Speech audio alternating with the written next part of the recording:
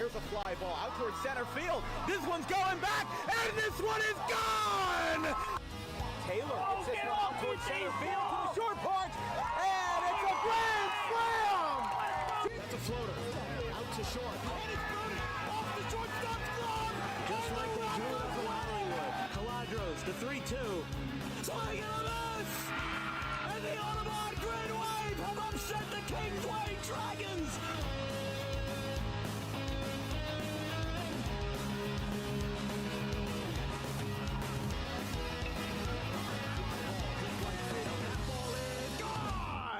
Grant Fournier, 2-run shot to right.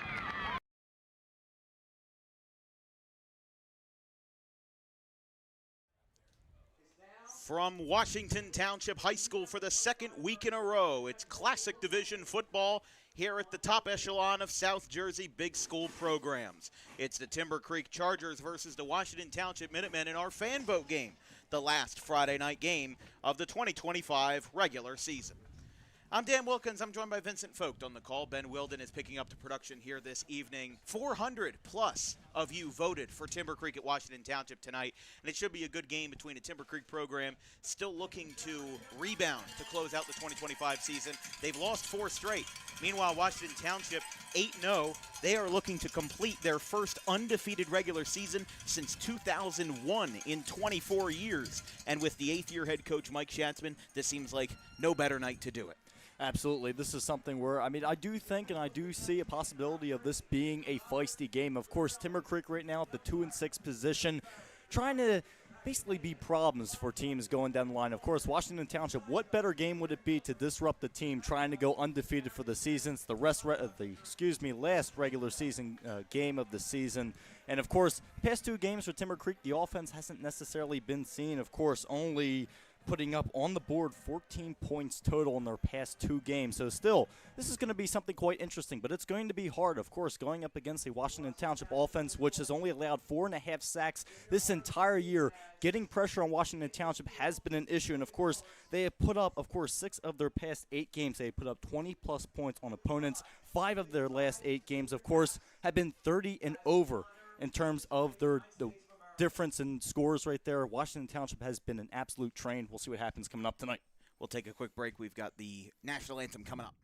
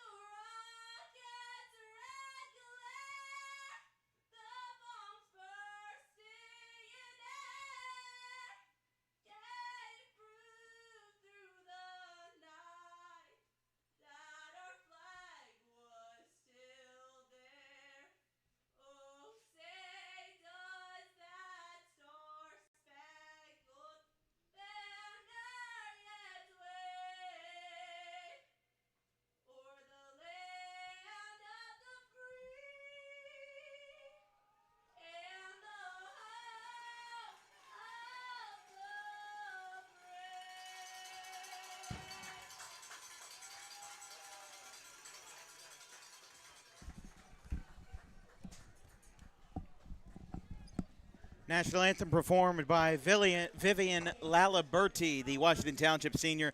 Vince, just picking up where we left off, Timber Creek, of course, was on short rest a few weeks ago. They played a Monday afternoon game versus Camden earlier this month. And, of course, that was versus Timber Creek's old head coach in Rob Hinson. But the thing about this game is that Timber Creek lost to Washington Township by 17 last year. This is a doable game for Timber Creek. I think Washington Township, I don't think there is any scenario where they lose the number 1 seed in South Jersey Group 5. And if Timber Creek's able to pull it off, it's a huge win for the Chargers, because I'll tell you this, they are 13th right now in South Jersey Group 3. That would be a huge PowerPoints, OSI, UPR, I don't know, DMV, I don't know what the abbreviation is, but this would be a huge boost for the Timber Creek Chargers. Again, for Timber Creek, they're 2-6 this year. They have ripped off 4 straight losses after having a promising start to the year. They beat Notre Dame and Williamstown. They were 2-2 in the last week of September, but they've lost to Delsea, Willingboro, Camden, and Cedar Creek. We're going to get ready to go here from Washington Township. Again, I'm Dan Wilkins, joined by Vincent Focht and Ben Wilden. Wilden producing, Focht on the color commentary.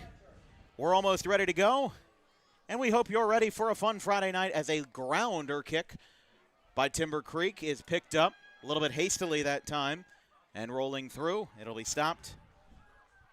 And Washington Township will get their first relay on the offensive side here this evening.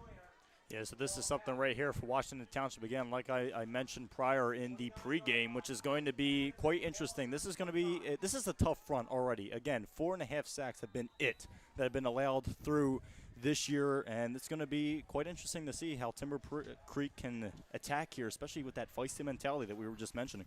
Well, Timber Creek and Cole Aquino, the quarterback for the Washington Township Minutemen, he's milestone chasing tonight as the first play of the game. Handoff over the middle at the drive starting at the 29. He gets about 5 yards on the rush by Colin Beeler. And it's second and mid-range. Let's take a look at that player profile for Cole Aquino this evening. He picked up his 1,000th passing yard of the year. He has been electric for Washington Township and has now passed for over 100 yards in his 3 seasons as a varsity quarterback. Over 3,000 in his career, 38 touchdowns with just 13 interceptions. Beeler with another carry. And a big stop that time, led by number 6, Jamel Lemon Ward, the linebacker for Timber Creek, and it'll be 3rd down and 3. Yeah, not a lot of trickery right there. Kind of all just slid over to the left. Again, everyone kind of slid over. There wasn't any type of gaps right there. The whole defensive line, of course, for Timber Creek following along with that, read it quite easily. Washington Township, as we mentioned before, looking for their first undefeated regular season since 2001. Back when the legendary head coach, whom this field is named after, Tom Brown, was at the helm. We've got whistles on the play. They sent Jake Weiser in motion, and it's a false start against Township. Washington Township had a streak where they had shut out two opponents in a row in September. I mean, they scored 40 or more points in their first 3 games in a row, 43-12 over Hillsborough. 41-0 and 40-0 respectively over Pennsauken and Delsea. But their last 2 games have been the most challenging. 38-17 over RV on the road, and of course the instant classic that we covered last week, 39-36 over Kingsway, which broke pretty much every viewership record in the book. Here's Aquino looking for another. Oh, that might have come down. It's incomplete, broken up by Nasir Salters, the senior defensive back. And it's 4th and 8. Township going to bring out the punt crew. Man, oh man, what great defense from Timber Creek, especially again on that last play. That was something where it was kind of a floater right there. It was in that type of situation where it could have been anyone's ball. Again, where we are, it could have been, we couldn't necessarily see where it fell if it was just in bounds or it kind of went off to the sideline. But again, great defense, a great way to start this game and see what your offense can do now that you have momentum on your side, stopping Washington Township with a 3-and-out. That's a big stop for Timber Creek. This one's punted by the Minutemen. Falling backwards that time. That was a bit of an interesting decoy there as Timber Creek looking to push the ball and Washington Township looking to avoid any controversy there. Timber Creek will start this drive from their own, looks like about their own 30. Let's take a look at the quarterback profile for Tyrone Baker. 45 for 94 in his senior campaign, just under 48% with just 2 touchdowns on the year, 3 interceptions. He's over 1,100 passing yards in his career with 6 touchdowns, 9 interceptions, and just needs about 70 yards to match his total from his junior year. He's had 3 games this year with over 100 passing yards, but those were all the first 3 games of the season versus PVI, Notre Dame, and Kingsway. He has not thrown for over 41 passing yards since week 3.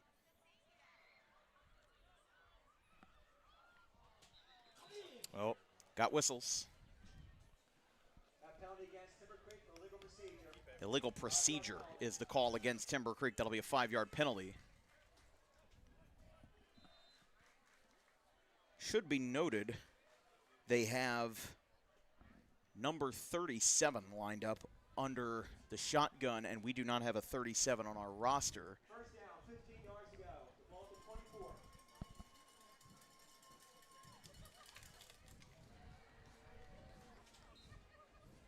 That one is stopped on the rush. Looking right here, hopefully getting Zaire Green running here, getting the run game off and going, of course, here for Timber Creek. Of course, as Zaire Green on a total for this year of 586 yards. We'll see what they're able to cook up here. Of course, being their main 3 leaders on offense are all seniors, shows that Timber Creek is starting to get into that rebuilding type of area. Of course, Dan, we were discussing prior, it was not that long ago that they were 9-0. Feels like just yesterday, matter of fact. But well, it was the 2023 season that they were 9-0, and then as soon as the WJFL realigned the divisions in 2024, they were 4-6 last year. That pass looked like it was tipped. The intended receiver was number 8, Amir Culbertson. But it looked like in on the defensive line to break that one up, Andrew Osborne.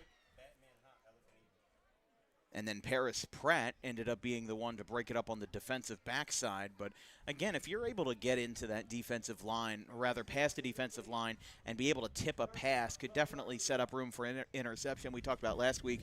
It was – okay, so I apologize. Just getting a clarification here. Number 37 is Keanu Darji, who looks like he is the one making the passes instead of Tyrone Baker. So I apologize. We'll make that correction as needed. 2 receivers to each side for the Chargers. They send a man in motion. Darji drops back. Oh, he's in trouble. He's got 3-on-1. He's going to roll it out to the right. He's going to throw. It is incomplete, popping in and out of the hands of Lamal Young. And that'll be 4th down and 12. Yeah, that was one of those kind of emergency passes where he just had to get the ball out. Young almost came down with it, couldn't just quite get the foot down. And, hey, it was an emergency play in an emergency situation. Couldn't quite get it done. But could have been worse. I mean, he had 3 defensive linemen on his tail heading towards the Township sideline. It could have been a sack. It could have been an interception. Or it could have been, a lot worse. So the fact that they were able to settle for an incompletion, it'll be 3 and out for both sides. This will be punted by number 19, Josiah Fenton-Fletcher. Looked like some heavy contact there. Township will pick it up. And immediately... hold on here. They're going to force him out of bounds here. He gets ran into a coach. The return, a short one by Darian Joyner. And forward progress should dictate that this should start at Timber Creek's 46, 48 maybe. It'll be the 49-yard line, which is where Washington Township starts their second drive of the night. Again, we were talking about Township's defense versus David Orvet's last week versus Kingsway. He threw 3 interceptions.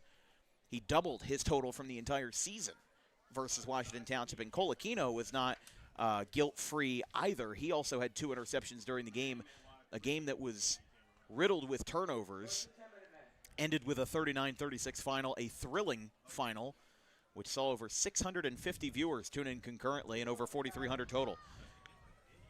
Baylor rush. We were talking about Colaquino needs 15 passing yards to get to 4,000 in his career. He's at 10-17 this season. Comes in with 3,985, 38 touchdowns, 18 interceptions. His best season was actually last year. Now, of course, the playoff stats are counted just the same as regular season stats in high school, so, it could very well increase, but he had 1,620 as Beeler on 2nd and 6. Ball comes out. Uh-oh. Who's got this one? Falling over, there were a couple of Chargers on it. No way. And Township will retain possession. Wow. Oh, that was a close call. Falling on it in heaves that time was number 59, Julian McCray, and number 2, James Red. Beeler able to recover miraculously his own fumble. Wow. And it's 1st and 10, Minutemen from the 36. And that was about to be crazy. How about the first down of this game to be called back because of a fumble? I mean, that's something that was crazy. It could have been. But Township continuing to drive, though, as they have a good pitch. They had a good fake on a reverse. Breaking throw. He's inside the red zone. He's at the 10-yard line and brought down a heavy rush by Darian Joyner. And it's a first down, Washington Township. That was huge. That was absolutely huge right there. And being able to capitalize in that situation, get a huge gain, get it all the way up to the 8-yard line for a gain of about 30. Not an easy pill to swallow for Timber Creek, but a huge thing to celebrate for Township. Absolutely. I mean, just the gap running, the decision of running upfield, the sight line upfield, it just showed right there, being able to, again, make the moves and pick the right gaps possible. 8 yards to go. It's Aquino, right side. It's complete. Diving forward to the goal line. It's going to be short. He may be at Passes, the 1 yard well, line. it's going to be complete to Gabe Palagnas. They will be at the 2-yard line. I mean, it's like the 1.5 yard line, so take it how you will, but now means that Aquino is 9 yards away. Get the yardstick out at this point. I mean, man, exactly. Man, oh man. Get the measuring tape. 6:30 and counting in the first quarter. Rushing and emerging through the middle. Touchdown, Washington Township. The cannons fire as Jalen Robinson picks up a score. And the Minutemen lead at 6-0.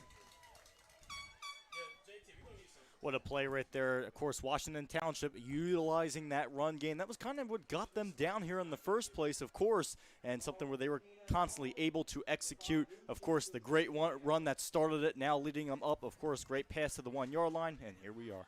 They will go for the PAT. It is up, away, and no good. It looked like it was maybe just over the post on the left. Luke Sheets unsuccessful, and with 6:27 left in quarter number 1, we'll take a quick break. It is the Minutemen 6 and the Chargers 0.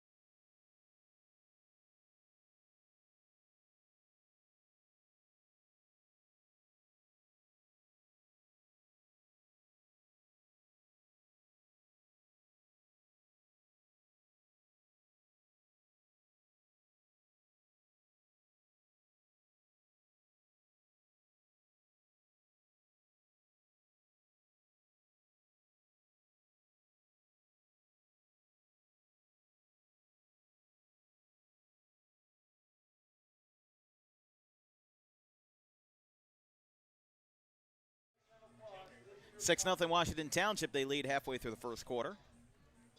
They'll be sent away by Luke Sheets. Timber Creek will start their second drive after going 3 and out in drive 1. Booming kick. This one's going to go back to the 5 yard line. Almost got bobbled there by Amari Gordon. And he'll get stopped hard at the 20 yard line, which is where Timber Creek starts drive number 2. They trail it by 6, a 1 yard rush by Jalen Robinson got us our first score. By the way, an out-of-town score update from Atlantic County. Ocean City leads Cedar Creek 6-0. And see if Tom McGurk has anything from Cherry Hill. Nothing yet between the Bridgeton Bulldogs and the Cherry Hill East Cougars. I mean, we've got a 6 o'clock game, so you wait for the 7 o'clock games to start. You wait for, really any kind of scoring action to happen. But we're just settling in here. Sun's still setting on the horizon of Sewell and Washington Township High School. 6:20 in the first quarter. Band plays on to our right. Green, handoff. And that'll be, looks like James Red, or couldn't tell who actually had that carry that time. Thought it was maybe James Red. But yeah, Keanu Dargy, we were talking about him earlier, kind of went under our radar during the research because we had assumed that Tyrone Baker was the starter, but he threw for 6 for 14 versus Cedar Creek in a 49-14 loss last week at home. threw for his first career passing touchdown in that game. In total this year, 8 for 20, 40% pass completion rate, 95 yards, and 1 score. Red will get smothered by the Township defense. I mean, as it stands right now, Timber Creek looks like they're still in a little bit of flux right now with how they're managing this offense. Obviously, they've had a quarterback change, or at least partially a quarterback change. It's going to be interesting to see how everything is going to fare for Timber Creek, because you've only got a couple of possessions, and you've really only got room for a couple of mistakes before this game may get out of your way, may get out of hand. And for Timber Creek, they need this game. I mean, I think that they could make the playoffs without it, but I think that this would be a huge, playing two groups up, Group 3 versus Group 5, and the pass incomplete. On the slant, the throw was intended for Amir Culbertson. It looks like on that throw there could have been some contact, initiating possibly a penalty, but I don't know if there was quite enough there. Of course, right now we've been seeing from Washington Township, they've been bringing their linebackers up, clogging up those short passes up the middle, and of course for the run game for Timber Creek have not been allowing them any type of wiggle room. That's exactly what we saw right there on this drive. That whole middle section, and of course the middle of the line clogged up. Timber Creek's punt, the punter got hit. I'm surprised that's not a running into the punter call right there. That was Eric Rambarin who kind of got rammed into, pun intended. And, I mean, that's back-to-back plays where definitely a flag was questionable there. I mean, I don't know. I mean, that punt got almost muffed as it is, and Township's going to have great field position here, basically back to where they started. They're at the 32-yard line as Aquino retakes the field. Of course, in that situation, always depends on the officiating crew. Some officials are, extreme with that. As soon as there's any type of contact, especially you could just tap the head, immediately they will throw the flag in that situation. But tonight it seems like also there's a difference between running into the kicker and roughing the kicker. Oh, exactly, and Rambarin, the punter, he went down. So I don't know where there's, and now Aquino gets hit. This is deep, and there's a flag. However, it's a touchdown. Wow. Aquino got hit as he threw as a 32-yard completion to Jake Weiser. But we do have a flag down. There might be 2 flags on this play, because I think you could have a rough in the passer. I'm not sure. Touchdown is good, but there's defensive pass interference. How often do you see pass interference called on a play that ends in a touchdown? That's cool stuff. Washington Township takes advantage of it on the first play of the drive, and they make it 13-0.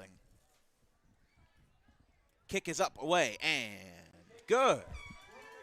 So Washington Township makes it 14-zip. A great start to the night for the Minutemen as, man, I got to take a look at this again.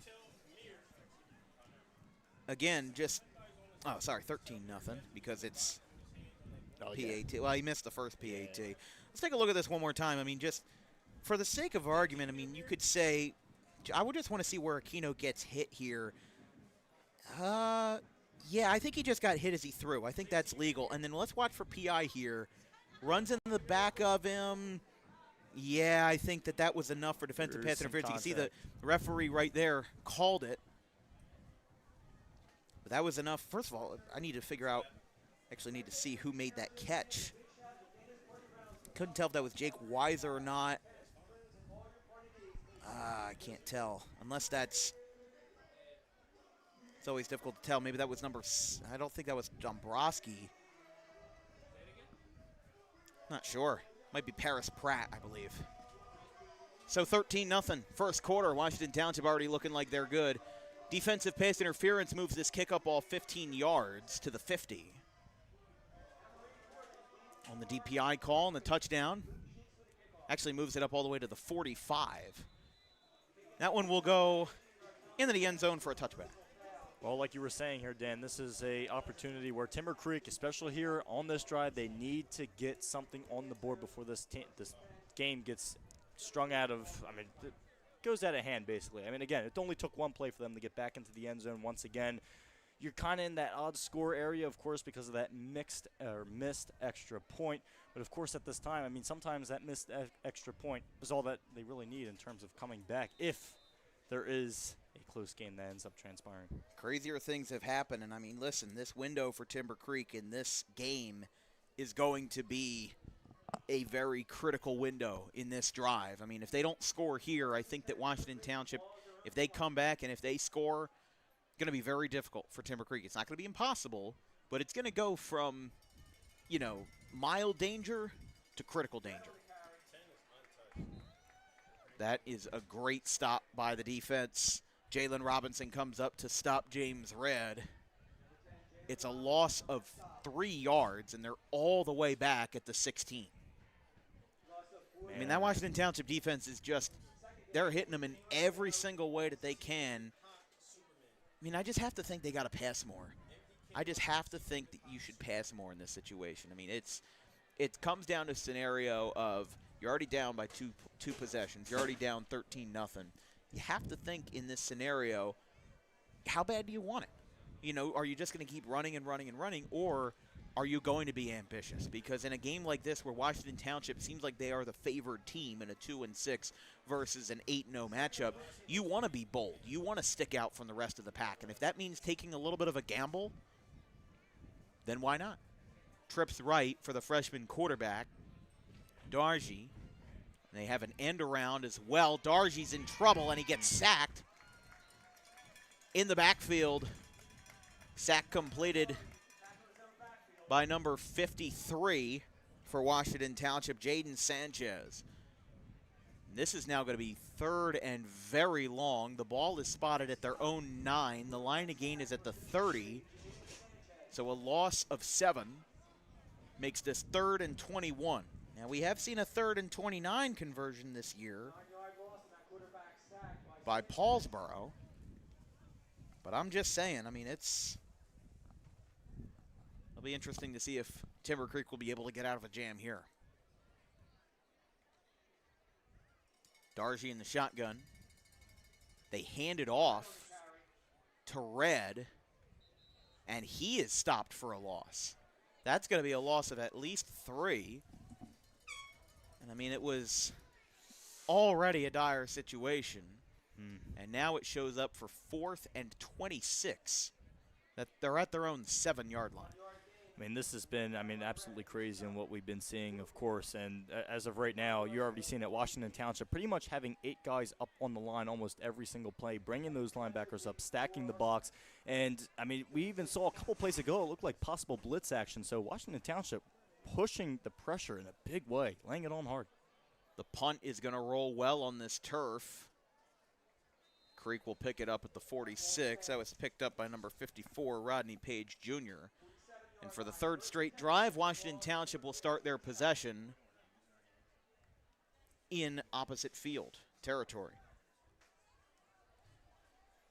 Checking in to see if we have any more out-of-town scores coming up. Either way, though, I mean, listen, Washington Township has proven why they are a top team in the state. They've proven why they are a top team in South Jersey. I believe when we covered them versus Kingsway last week, they were number 9. Right now, they've bumped up towards the top 5 closer and closer. I mean, you're just going to see great teams over and over again.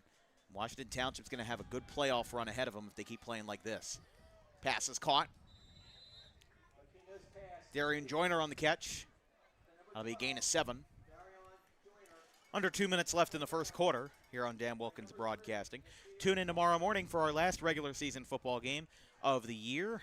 Crazy, right? I just can't believe it. I really, when you said that, I'm like, you've got to be I saw kidding. that reaction on your face. I was like, yeah, we're at least 30 games in this year, and it's been a fun one. But we've got Shalleck and Woodbury tomorrow morning for our last of the regular season. Now, we do have a quick turnaround. We have football on Wednesday, October the 29th, between the Manchester Township Hawks and the J.P. Stevens, or rather the Manchester Township Eagles and the J.P. Stevens Hawks. It's up in Edison. We'll be there in Central Jersey for a 7 o'clock kickoff for crossover football between the Shore Conference and the Big Central Conference. should note that on that last play, that was enough to give Cole Aquino 4,000 passing yards in his career. He needed 15 to get it. Or I guess I should say he got it on that last touchdown. Yeah. Oh, here we go. Uh-oh. He's gone. Breaking free. Splitting the gap like the Red Sea. It's a touchdown, Township. Third of the quarter. And it comes from Colin Baylor, who breaks three for 39 yards. He just emerged from the top of the pile. And Washington Township leads this one 19-0. What a run by Colin Diller. Of course, you already saw the gap. You said it. He parted it like the Red Sea. Absolutely. They had everyone up. By the time he got through, there was no one in front of him. Just open field. Used that speed and was able to punch it home. Yes, Washington Township, 3 scores ahead. Yeah, I mean, listen, Township here, I mean, they're wearing their red alternate jerseys tonight. Maybe they are literally parting the Red Sea, but possibly. Aquino's on the field. They're going to try for 2.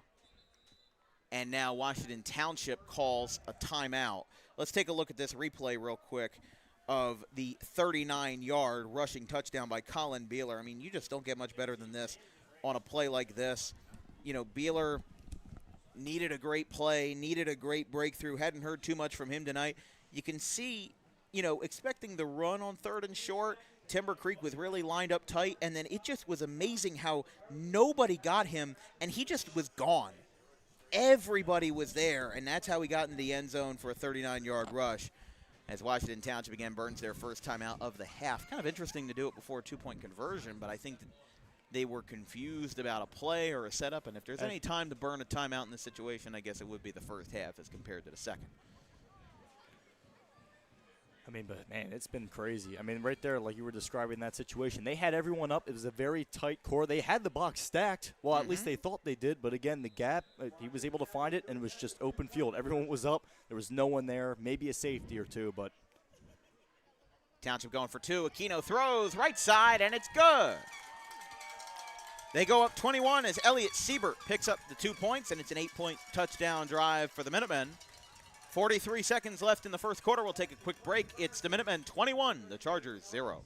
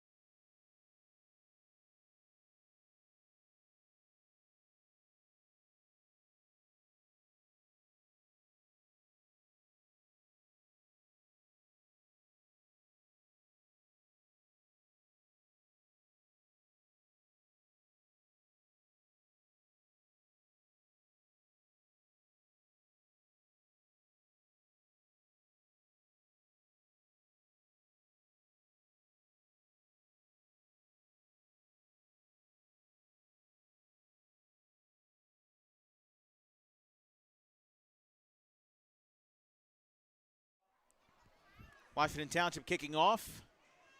Creek with a return. Right side, trying to hug towards the sideline. Whoa, he gets turned down, and a flag comes in. That's a horse collar. Oh. I didn't know when Timber Creek was going to get a break because there were at least 2 or 3 plays where they got the short end of the stick. That was a horse collar and a half. And man, oh man, you saw it look like he was going to rip his jersey off at the end of the day. At first, I thought he was going to go for the face mask, and then the horse collar gets tagged, and that's going to be a 15-yard penalty as Washington Township getting a little bit comfortable. Up by 3 scores. And I mean, here in this situation, of course, any little thing you have to get momentum from. Of course, if you're starting off your drive. Take advantage of this. Absolutely. Absolutely. And this is an opportunity here to try to get your first down. This is something where, again, to continue to push forward. Try to change it up again. They're expecting the run game. They're bringing all their guys up. Again, multiple times, pretty much almost every single play they're defending, they have 8 guys up on the line. So they're expecting that run game. We'll see what the changeup could possibly be here coming in for Timber Creek. 1st and 10 after the 15-yard penalty. They're up at the 35. Again, take advantage of this. Oh, there was some kind of a stuttered line start as that one is caught. Was brought down on the flat by the receiver number 15, Preston Williams. The sophomore tight end. And again, you're seeing those flashes of this young Timber Creek core that we could see their head coach run through in 2026. You know, Brian Wright, he's in his 6th year. Before him with Rob Hinson, the current head coach at Camden. And they played each other 2 weeks ago. Camden won 12-0 in a rainy Monday afternoon game. But my point is that you're already seeing flashes of that with Keanu Darji, the freshman quarterback, as we will have the end of the first quarter here in Washington Township. We'll pick up on that and more in the second quarter. It's the Chargers 0 and the Minutemen 21 here on Dan Wilkins Broadcasting. We'll take a quick break.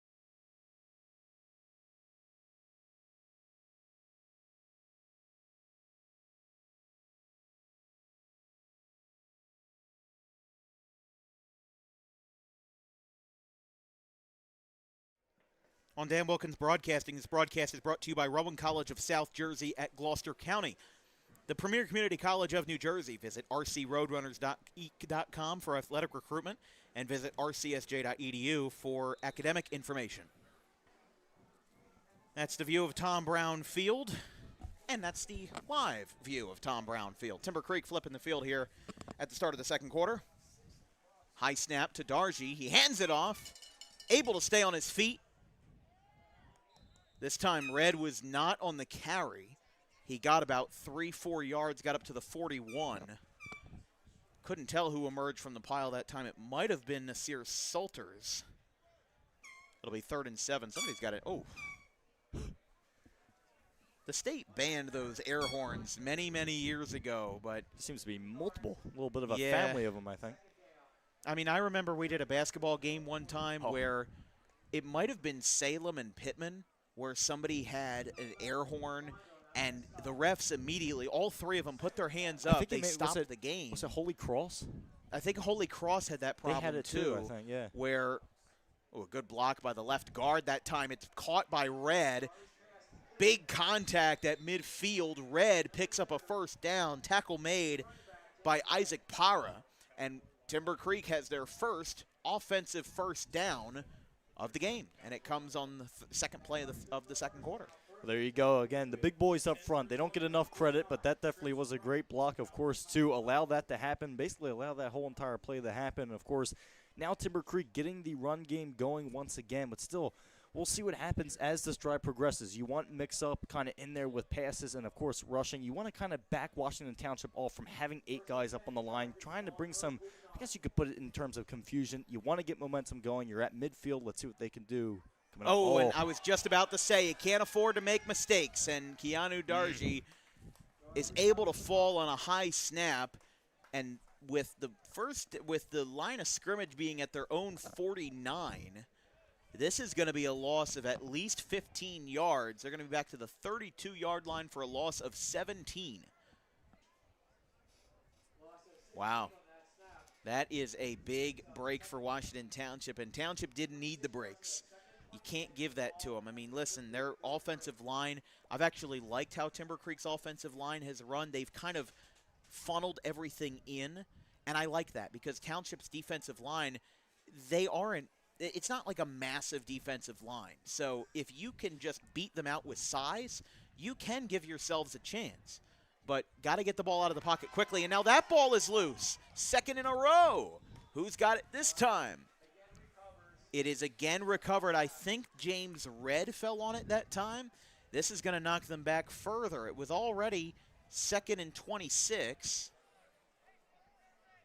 And this is going to be a loss of 10. This is going to be 3rd and a country mile. It is going to be 3rd and 36. I'm sorry, 3rd and 37.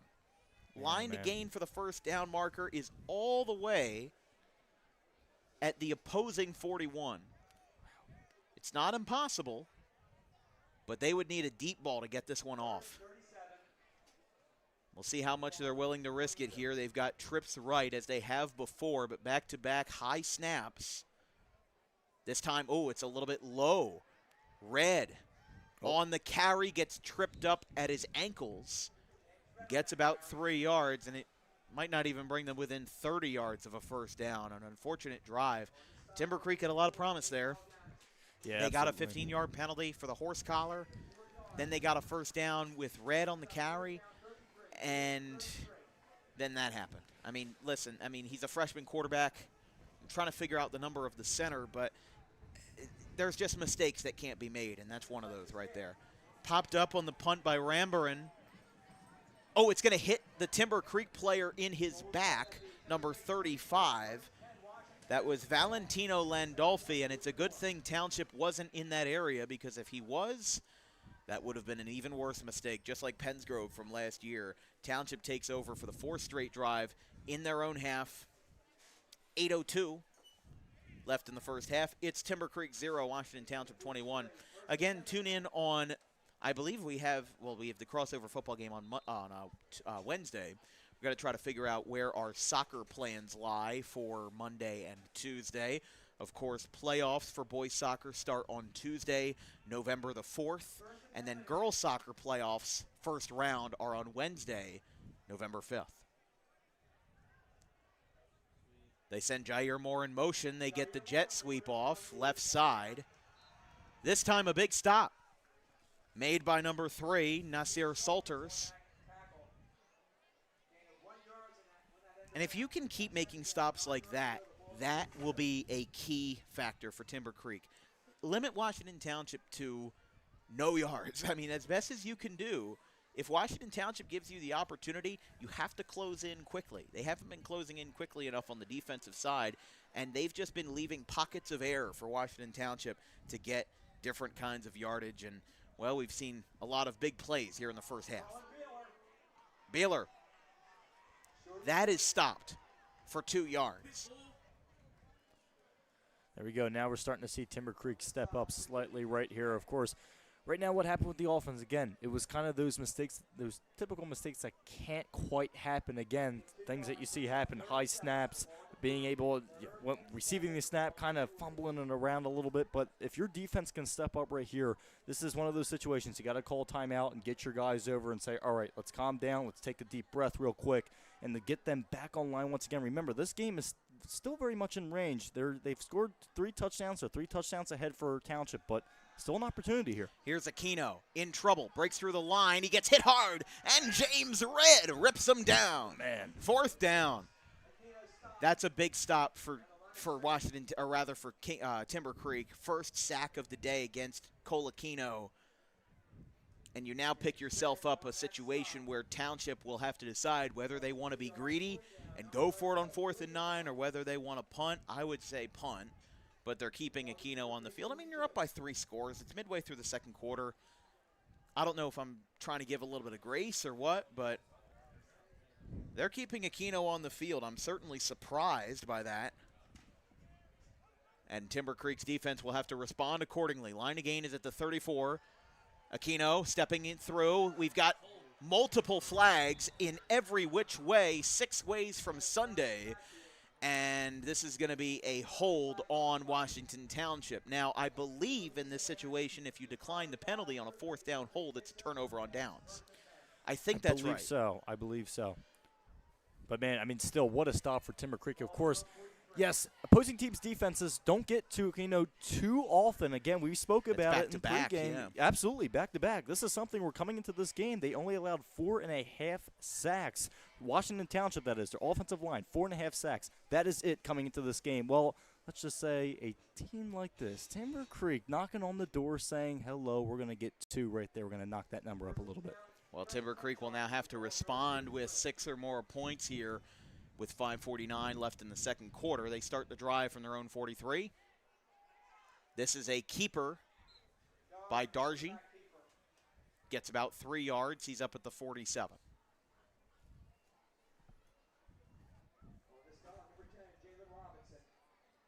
Again, right here, a big opportunity right here that hopefully gets some type of a rhythm going in this offense once again. Of course, you're coming off a drive where you had unfortunate mistake after unfortunate mistake, back-to-back mistakes, matter of fact, just kept backing you up.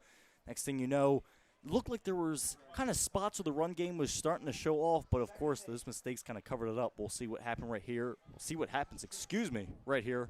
They can get into some type of a rhythm. 2nd and 8. They're at their own 45.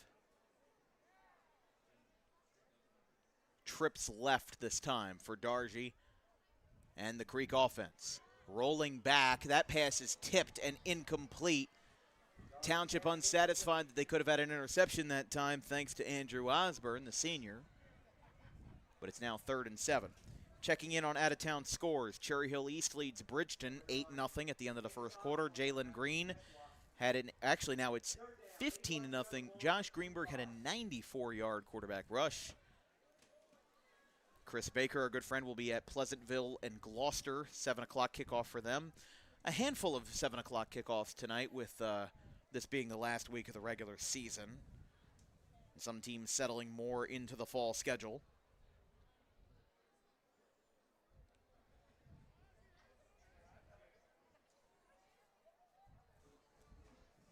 Third and 7. Whoa, another high snap. That's 3. Man. Dargy will fall on it. He gets hit, and now the ball was recovered by Dargy, but he got hit as he overslid the ball and was unable to keep possession. He was able to eventually get it, but not on the first try, that's for sure. Man, oh man. Again, mistakes that just can't happen, that are continuing to happen, and something where every time it looks like this offense has an opportunity to get into somewhat of a rhythm, it seems to unfortunately fold over. It's now another. We've got a penalty flag coming in. False start or illegal substitution? It is on Timber Creek, but I think you may have it It's right. going to be a 5-yard penalty, it looks like, just either way. It may have been a false start. You may have been right with that first one. We're back to 4th and 35. Wow. Second drive in a row where Timber Creek has had a 4th and a long way. Here's the punt. He might not get it back to the first down line. It's another pop-up. Oh, we've got some heavy contact going on here. They're letting it roll, and those guys are getting in each other's faces down there. It was a Township player and a Timber Creek player going at it away from the ball, and Township will take over. I think there was a little bit of initiation there from Washington Township. I think they were trying to get in Timber Creek's head a little bit. But again, when you're down by 3 scores, you have to keep yourself calm. I mean, again, Washington Township, they committed a horse collar penalty. If you're going to keep making these mistakes, Washington Township might have to draw a couple flags. You might have to make yourself a little bit more on the edge. You might have to make yourself a little bit more fierce to put a little bit of fire against this Washington Township team and just try to meet fire with fire. Handoff, Robinson, left side. He's got room. Gain of 10. 9 or 10. It'll be close on 2nd and short. If not, it'll be about 2 yards short. It'll be at the 30-yard line, and it's 2nd and 2.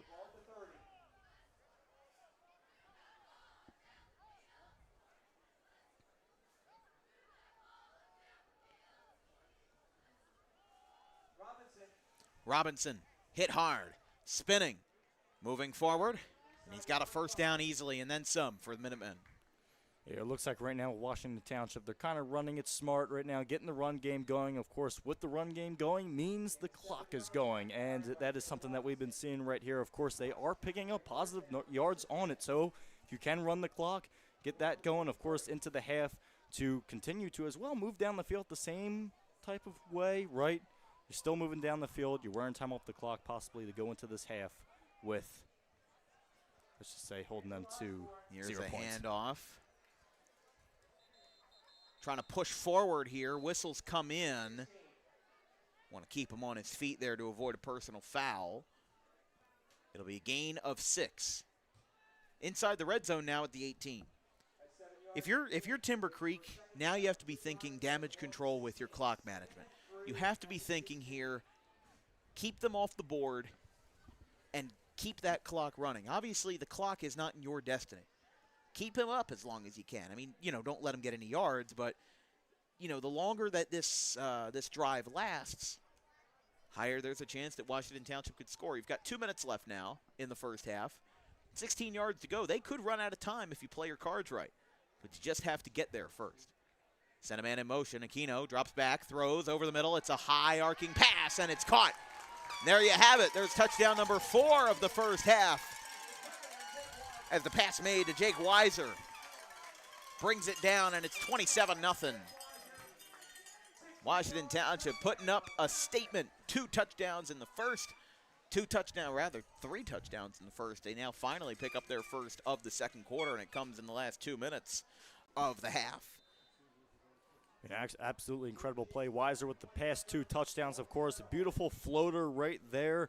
Not a surprise. He was able to break the defense once again, get behind the secondary, and, of course, Washington Township looking as smooth as possible right now, up 4 scores and looking to hold Timber Creek 0 points going into the half. It's 28-0 as Jake Weiser picks up a 16-yard touchdown play on this high arcing floater by Cole Aquino.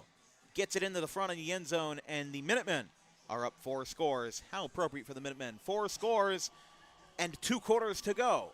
We'll be right back. 1:52 in the second.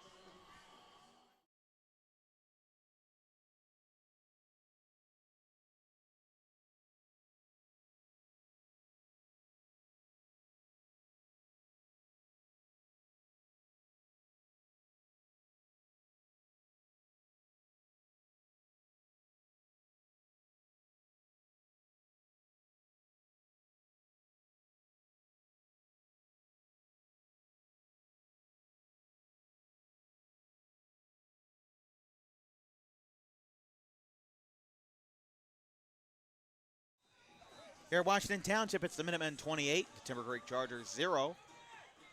They got the golf cart down there. Washington Township will have their marching band perform at halftime. This is a strong kick. All alone in the back is number 6, Jameel Lemon Ward. Lemon Ward looking to get a little extra zest on the kickoff as he's got up to the 30. And Washington Township looking to get some defensive stops in with 1:45 left in the first half. I'm Dan Wilkins, joined by Vincent Vogt on the call, Ben Wilden on the production. Again, we've got Shallock and Woodbury. Group 1 action tomorrow in the morning, 11 o'clock. Thomas Gaffney Jr. will join me on the call for that one, as we've got, again, great South Jersey Group 1 football. And as it stands right now, as we said, Washington Township number 1 in South Jersey Group 5. If the season ended today, which, again, I would find it hard to believe that Washington Township would deviate from the number 1 spot, especially now that they're up by 4 scores. But it looks like that Bridgeton would be who Washington Township would play. The 1 through 4 is Washington Township, Atlantic City, Sayreville, and Southern. The team that Washington Township beat 2 weeks ago, Rancocas Valley, is 5th. Then 6 through 8 is Old Bridge, Kingsway, who they beat last week, and Toms River North. 9 through 12 is Cherry Hill East, Cherokee, Eastern, and Williamstown.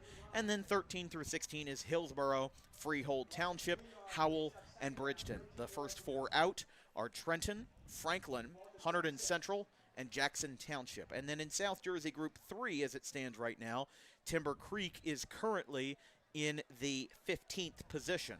They would play number 2 seed Cedar Creek in a battle of the creeks if everything holds. We saw number 1 seed Burlington Township last night. They beat Cinnaminson pretty good. It was scoreless at half, but then Aiden Binns broke away, and it was a 21-0 final from Cinnaminson. That can't be legal. I mean, running an air horn during the play, I can't imagine a world where the referees don't hear that. I mean, we've had football games and basketball games that have been stopped because of the air horns. Well, basketball, it's worse. You're in the gym. It echoes. Yeah, I mean, that it's a much more confined space. But still, you got to imagine that there's something up with that. Washington Township calls their second timeout of the half, and so will we. 44 seconds left in the second quarter. It's the Chargers 0 and the Minutemen 28.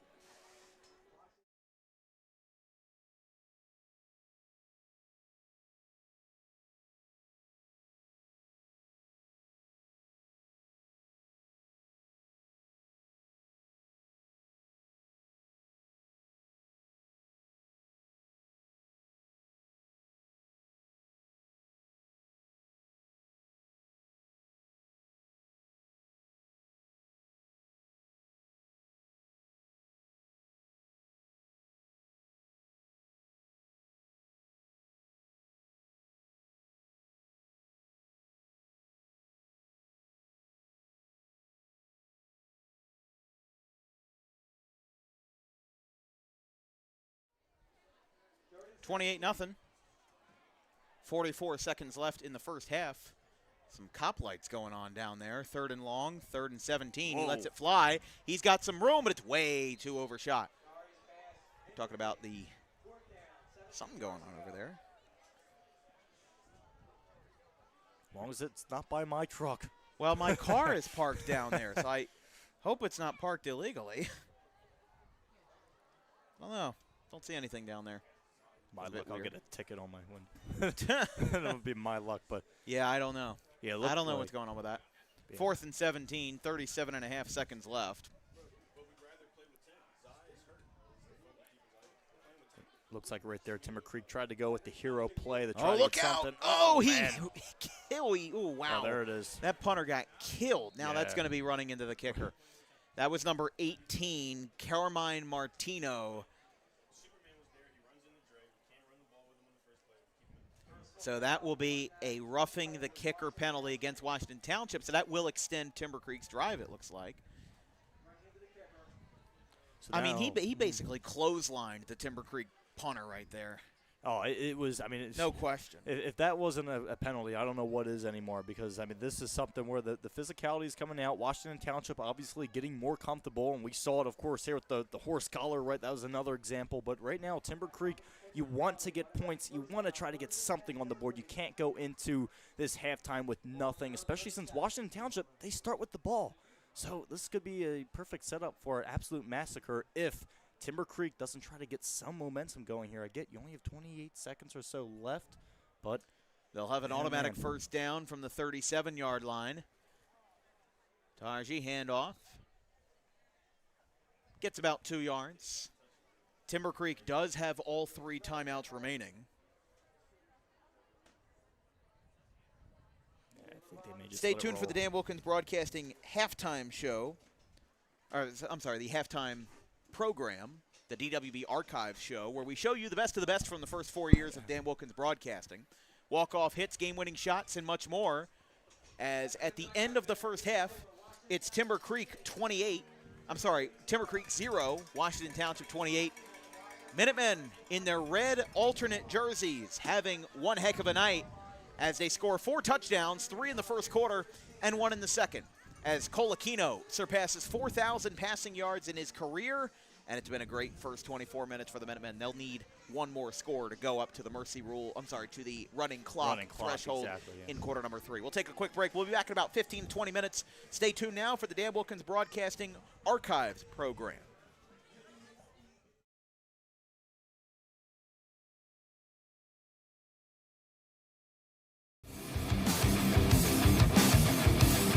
Book Dog Pro Wrestling for your next event or outing for the greatest action that New Jersey Pro Wrestling has to offer. Any place, any time, any setting, Dog Pro Wrestling will bring the action to you, and you won't want to miss it for moments like this.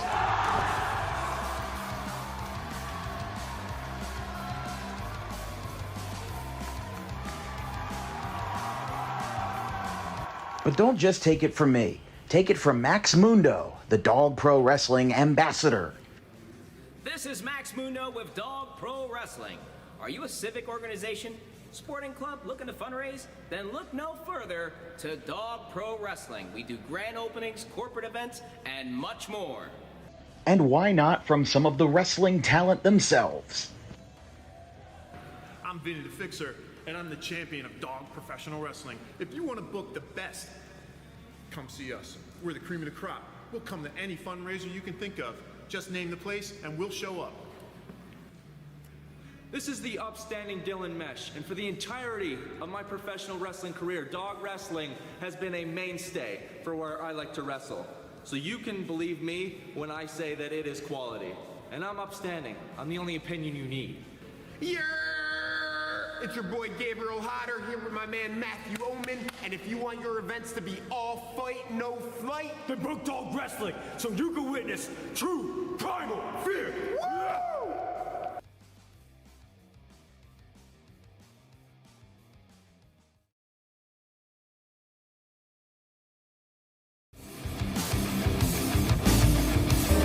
Book Dog Pro Wrestling for your next event or outing for for the greatest action that New Jersey Pro Wrestling has to offer. Friends, family, Any place, any time, any setting. Dog Pro is Wrestling. feeling well. The problem with spotting mental health issues is that the symptoms aren't that obvious. Just because someone is okay or appears okay on the outside doesn't mean that they're okay on the inside. It's important that if they are in distress, that they call the right people and they get the help that they need. And it is very important that we treat each other with respect, regardless of who you are or where you come from. But it is just as important that we treat ourselves with respect, regardless of the situation going on in our lives. If you're in distress, you can call this number, 988, or you can visit any of these websites if you're not in distress, but would like to learn more information about mental health awareness and research. In life, the road ahead is full of possibilities, but to navigate it safely, you need the right skills. Harper Driving School is the premier driving school serving Gloucester, Salem, and Camden counties. With experienced instructors, many of whom are teachers in local schools, we are dedicated to your success and will help you master the road with confidence. With an over 95% success rate of students passing their road test on their first try, you know your student will be in good hands while embarking on a huge step of their young adult lives, all while avoiding the lines at the DMV and getting insurance discounts. We chose Harper, and so should you.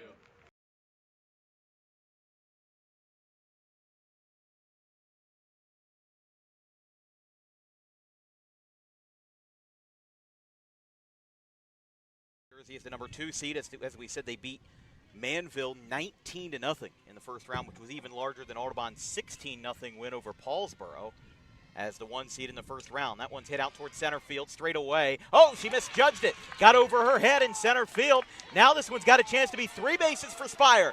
She's flying around third. Here comes the throw to the plate. It is not in time. What a way to kick off a semifinal with an inside the park home run. Emma Spire, who will take her talents to the Great Danes after 2026, lights up the scoreboard with a fly ball that got misjudged in center field.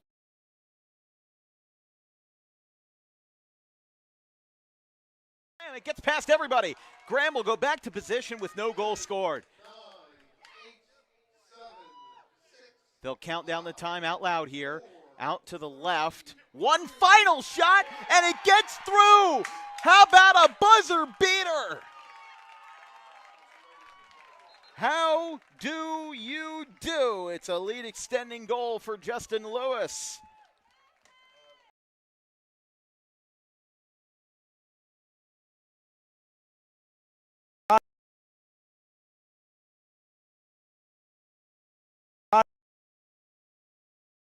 To end the day for Luke Pokrovsky. Little pop-up, first base side, he calls for it, and for the first time in 33 years, the Charlotte Cougars will hoist the trophy and face Middlesex on Monday. 4-3, Cougars win it. And in the battle of green and gold, the trophy stays true with the visitors. What a finish! And Shalleck will pack their bags for Middlesex and the Blue Jays when the weekend turns around to Monday. Coach Epplite, you know, he's, again, one time leaving the bases loaded is frustrating enough, doing it twice in a row. Oh, how about this? Line drive. They're going to, no, he's throwing it around the infield. They're going to throw him out at first. He's out. I have never seen that before. That is a 5-4-3 ground out because the third baseman thought he caught it. The home plate umpire said no, so he threw it around the infield and then got the out at first anyway because the batter thought he was out. The batter stopped. The third baseman thought Everybody he caught stopped. it, and it touched.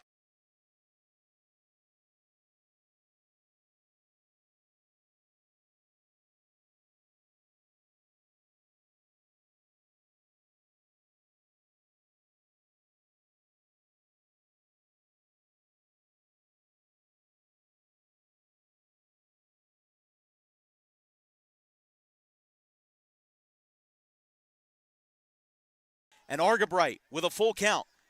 Outfielders in communication for the Quakers.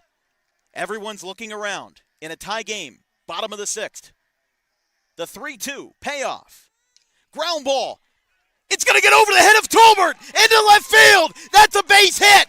2-run score. Argabright delivers when asked. 5-3. Alex Argabright has given the Golden Eagles a 5-3 lead in the bottom of the 6th inning.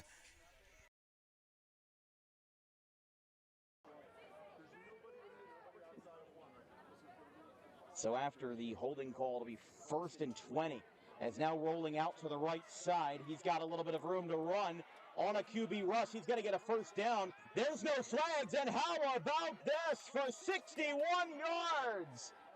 Anthony Gaetano with a QB rush that works to perfection. He hugs the sideline, and Anthony Gaetano gets the scoring started for the Redhawks at 7-6.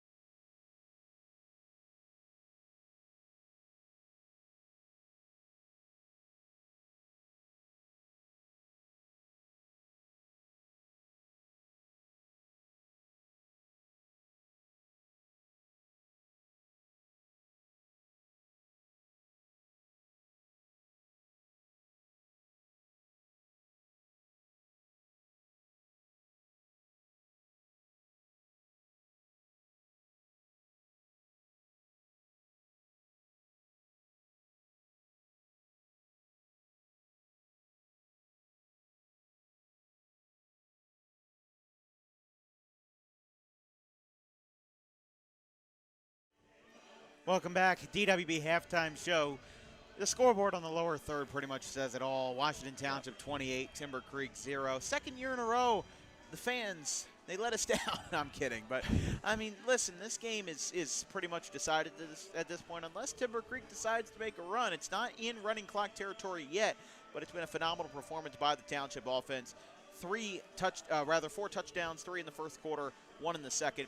Colaquino with 2 passing scores as well. This has just been a game where Washington Township has done everything right. The passing has been on point by Colaquino. The rushing has been on point from Colin Beeler, Jalen Robinson, Darion Porter, and others. And then the receiving has been great as well. 32-yard passing touchdown to Paris Pratt in the first quarter. And it opens the door for Washington Township to really blow the doors off of this thing in quarter number 3 and quarter number 4. Absolutely. I mean, this is something where, again, Washington Township, they've been playing well, but again, Timber Creek has been giving them multiple different opportunities. Unfortunately, every single time it looks like Timber Creek is getting something rocking and rolling, whether it is with the run game or whether it is with some certain passes. Again, those mistakes that just can't happen. You've said it multiple times, Dan. I know it's exactly what we've seen on the field. Of course, the bad snaps that have happened, of course, which have gotten them back. Of course, they looked like they were starting to get something going. They looked like, of course, they were getting close to the 50-yard line right when they looked like they were getting it going. Unfortunately, a bad snap happened, of course, and as well with the penalties. They were not going Timber Creek's way, especially in the first quarter as well. And that's something where Washington Township, they've been able to take advantage of that. Pretty much every single drive, not every one, but pretty much every single drive, they've been able to find the end zone. Of course, there it is, 28-0. The beginning of the game, there was a 3-and-out. It looked like, hey, Timber Creek had a possibility to get back in this game, but right now they've given Washington Township the opportunity. And like I said at the beginning of the game, Washington Township, for the majority of their games, they have won 30-plus points difference over their opponents.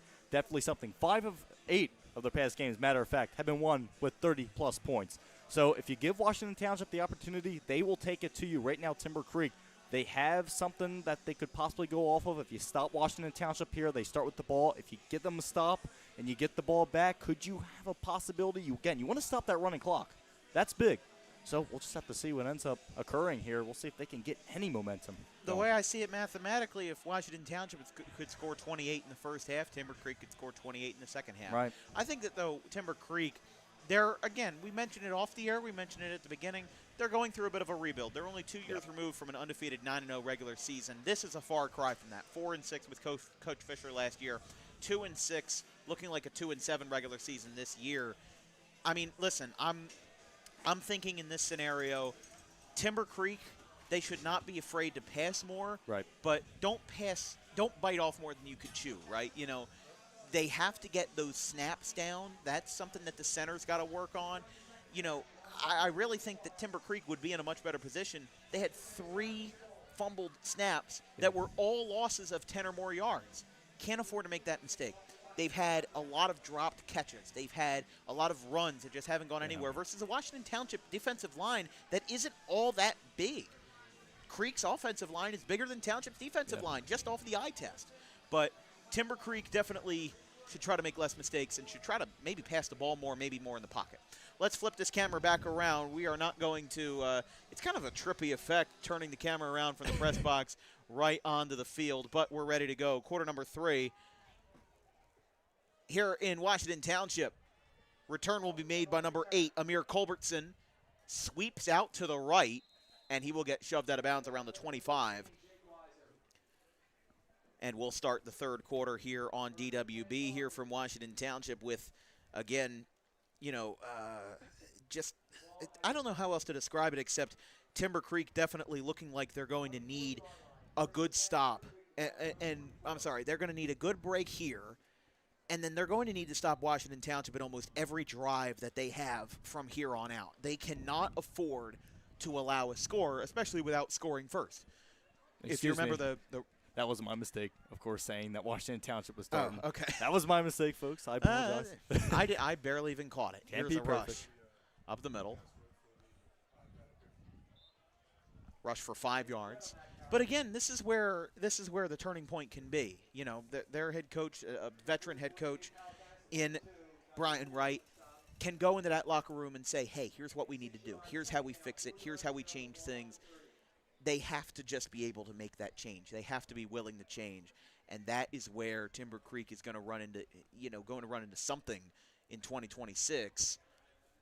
Again, they could have a much better divisional alignment in 2026 and 2027, and that might give them better seasons. We've seen programs as a throw over the middle. It is incomplete. Oh. That was a drop that time intended for number 9, Zaire Green, the senior running back, as he had a deep slant up the middle, but was unable to come down with it, and it'll be 3rd and 4 from the 30-yard line. But I'll tell you this. Let's take Paulsboro, for example. When Glenn Howard retired in 2022, and when Paulsboro had their first season with Kevin Harvey as a head coach, they had a losing record. They went 4-6. Paulsboro having a losing record is as common as the New York Yankees having a losing record or the Los Angeles Lakers having a losing record. It is not common. It is rare. And with the success that Paulsboro had, it was especially shocking after 30-plus years of dominance, as that will be a first down, and then some, maybe an extra yard or two as icing on the cake. Timber Creek advances for a first, and time is called. Looks like Timber Creek got into a hard hit, and their rusher is down. So with 11 minutes left in the third quarter already, training action needed for Timber Creek. Washington Township's athletic trainer, first of all, trainer Stephanie Mozians and Dr. Eric Schwartz, along with team Dr. Dave Corner coming out, along with Timber Creek's athletic staff, athletic trainer Dominic Acatelli. But, I mean, we talked about, again, Paulsboro. They were in a bad divisional alignment when they lost a lot of their players. Again, the WJFL realigns divisions every 2 seasons. So when Paulsboro got a new break, got a new division in 2024, they did great. I believe they were 7-3 last year, and now they're 7-1 at the end of the regular season. They have one more game tonight versus Clayton. But you talk about teams that get dealt a bad hand, right? Because it's not math that determines who gets what in terms of divisional alignments. It's a committee sitting around a campfire or whatever, and whatever, and they decide who gets what division, who gets what alignment. So I think that Timber Creek, they have the talent. They have developmental assets out there that are doing great. But they've been dealt a bad hand divisionally with who they were selected with. Yeah. Yeah, I mean, absolutely. I mean, we were talking about, of course, who they went up against this year. I mean, Delsey, of course, Willingboro. I mean, Camden, another one. I mean, this is They're just all great judgnaut after, and that's exactly what you were saying. I mean, again, judgnaut after judgnaut after judgnaut. They were able to get up on Williamstown, of course, Notre Dame, another one. But still, and Williamstown's had a weird season. Williamstown beat Rancocas Valley a couple weeks ago. There you go. Speaking of another team, so there's a lot of ups and downs everywhere. As that rusher, that's number 9, Zaire Green. He took a hard hit as he was diving forward. He was able to get the first down, but Timber Creek's athletic staff, including athletic trainer Dominic Acatelli, helping him off the field. But he is able to put weight on both legs, and he's able to walk off the field mostly under his own power. Yeah, that's the last thing you want in terms of your leading rusher to get hurt. Especially you don't want anybody to get hurt, but especially, leading rusher, you talk about in the context of the game. When it comes to injuries like that, you talk about the context of the humanities first, and then you talk about the context of the game. Whoa, we've got a flag. Uh-oh. Never mind. Oh, it's a sideline warning. Okay. Sideline warning on Timber Creek. That was odd. I was going to say. I saw a flag come in as the player was getting helped off the field. And now Timber Creek, did they call a timeout or? There's a lot of confusion down here. Brian Wright trying to get an explanation. Again, the sideline warning is only a warning. A second offense is a 5-yard penalty, and third or more offenses is a 15-yard penalty. But it now looks like timeout has been granted to Timber Creek, so they call their first of the half. So a lengthy delay. There was an injury timeout for Green, and then a sideline warning, and then a timeout. So we'll stay here. 11:01 left on the board, and kind of an odd situation, but Timber Creek talking it over with 6th-year head coach Brian Wright. Of course, before him was Camden head coach Rob Hinson, who had a lot of successful years with Timber Creek, made the move from Sicklerville to Camden in 2020, and both programs have been relatively successful since then. But we mentioned before the halftime break that Timber Creek right now is 15th in South Jersey Group 3 power points. I don't think that with playing 2 groups up that a loss would jeopardize their playoff opportunities. I mean, the team behind them, I don't think we got to. First of all, we mentioned that they would play Cedar Creek if the season ended today with the current OSI, but that will get revealed, I believe, on Sunday. They're going to make quick work of it. Oh, he threw it into the ground. Is it a forward pass? No, they will wave it off. The play is dead. The question is, though, will intentional grounding be called? Because that was spiked straight into the ground, and the referees are going to discuss whether or not this is intentional grounding. And again, I think there would be precedent for it. I mean, there were it looked like guys close in the area, but again, where he they will drop the flag. They're going to call intentional grounding on the quarterback Darji. I think that's the right call. I mean, again, in an act of desperation, I mean, there's a way of getting rid of the ball, and it's just, as much as he tried to do the right thing, he just couldn't come up with it, and it ended up falling short. And this is going to be a 15-yard penalty. Yeah. They're going to be back to the 20 here. So, again, the intentional grounding against the quarterback, Darji. We mentioned, though, Timber Creek's odds in the playoffs. Top 4 is Burlington Township, Cedar Creek, Holmdel, and Somerville. 5 through 8 is Seneca, Pleasantville, which plays tonight versus Gloucester, Hopewell Valley, and Neptune. Another rush on 2nd and 28. See, hold on here. Whoa, got way late tackles that time. And some shoves after the play. Look out.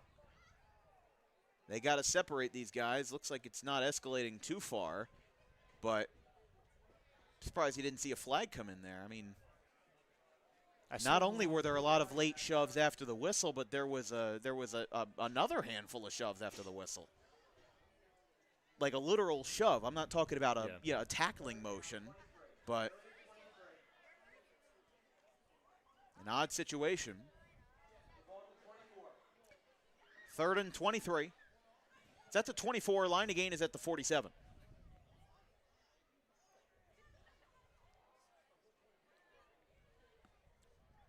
Darji in the shotgun, the freshman quarterback, and that's a jump on the defensive end. Gabe Pelagnis will get jumped with an offside call. That'll make it 3rd and 18, a little bit more manageable.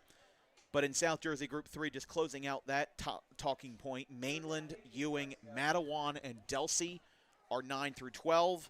Cinnaminson, Triton, Timber Creek, and Pinelands, the Wildcats, are 13 through 16. The first 4 out are Brick Township, which plays Manchester Township tonight at 0 and 8. That's what I think is going to save. That's what I think we should keep an eye on, though, is those 2 games in Brick Township and in Ocean City, because those are the 17 and 18 teams. 16 is Pinelands at 6 and 2. I think that Brick Township and Ocean City would be in reach. 3rd and 18, QB rush. Some room. Breaks 2 tackles. He's free. He's got a first down, and he's tackled all the way at the 35. First down, Chargers. And the first big break for the Timber Creek Chargers today comes with 3 minutes gone in the second half. And finally, some life. Dare I say, a charge of electricity on the Timber Creek sideline. And they've got first down from the 35. I mean, absolutely. What a break there, or I should say an explosion right there for Timber Creek. Exactly what they needed. No flags on the play, and this is something where Darji said, hey, you know what? I'm going to put it in my own hands. I'm going to take it in my own hands. And converting on 3rd and 18. Absolutely. 3rd and 18. It was another drive you thought was going to end up to be absolutely nothing, but they turned it into something. This is an opportunity to get something rocking and rolling here, especially to stop that possible running clock from occurring. Oh, that's a big hit that time, or a big tackle. Red was on the carry. Tackle was made. Pelagnis came up on the tackle that time. But, yeah, those 2 teams that we're going to keep an eye on, Brick Township and Ocean City. Again, Brick Township is playing 0 and 8 Manchester Township. So I think we don't have a reporter there, but it's expected that Brick Township will win. And then right now, Cedar Creek is leading Ocean City 10-6, but it's relatively close. 19 and 20 is Ocean Township and Barnegat. I think those teams I'm just looking at Ocean Township. I think that they're out. I think that the closest two teams that can make it are Brick Township and Ocean City. So that's two teams that are going to have to scoreboard watch this game to see where Timber Creek falls. Deep pass, right side, way too much on it. And it's incomplete. Hold on. Wait a second. Dargy must have gotten hit in the backfield. It's defensive pass interference. Ooh. That's big. Now, it's only a 15-yard penalty. It's not like what it is in the NFL, but 15 yards is still something. I saw Dargy was on the ground, but that ball had no chance of getting to that receiver, and Washington Township slips up big time here. Yeah, that's the thing, Dan. You said it. There was no chance. It was overthrown, but still. Overthrown by 5 yards or more. Exactly, but there was still, I mean, there was contact all over right there. That is the correct call, and this is something where, again, Timber Creek here, at the beginning of this drive, it looked like how the rest of the drives have went for their entire game, but this is something where Dargy stepped up in a big-time moment. Now you get this. You have to capitalize here. There's no excuse. You got to capitalize. It's 7:41 in the third quarter. You got to come up with something at the end of this. I mean, if Coach Wright goes with Dargy as a starting quarterback for 2026 and beyond, ooh, there looked like there was movement on the right side. A jump. Now a rush to the left side. Tackled hard. Red will get at least something out of it. He got maybe 7 or 8 yards.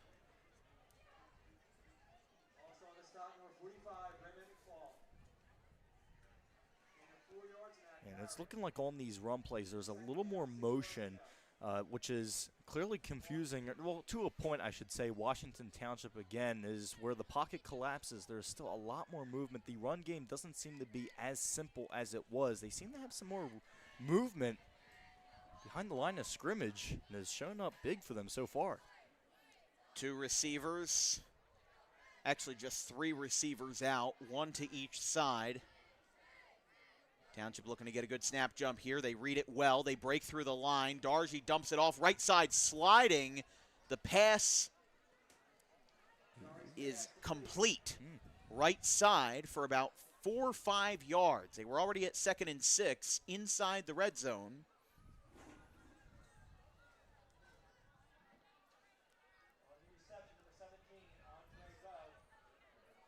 It looks like they're starting to get these scrambling plays down where that short pass is indeed there. We're not necessarily going for the superhero play or trying to go for the superhero play every single time, trying to at least get 5 or so yards on each play. Slowly but surely, Timber Creek is creeping down the field, and it's something where so far so good. But again, it's not over yet. They still got to get the big prize. Whistles. And a timeout called by Timber Creek. That is their second of the half. We'll take a quick break. We've got 5:56 left in quarter number 3. It's the Chargers 0 and the Minutemen 28, but the Chargers are charging, and they are in the red zone.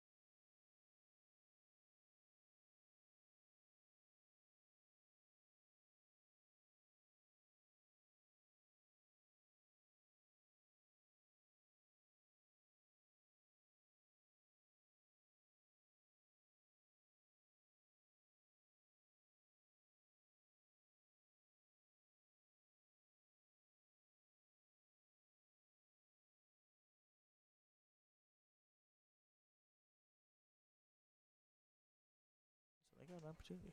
28-0, 6 minutes left in the third quarter. Dargy drops back. Oh. A deep coverage on the offensive line, and in. Touchdown, Chargers.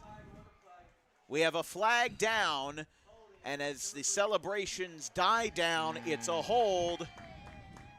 Oh, looks like there was another flag that just came out of there. If I'm late flag, celebrating a hold. I saw something fly up, but I don't know.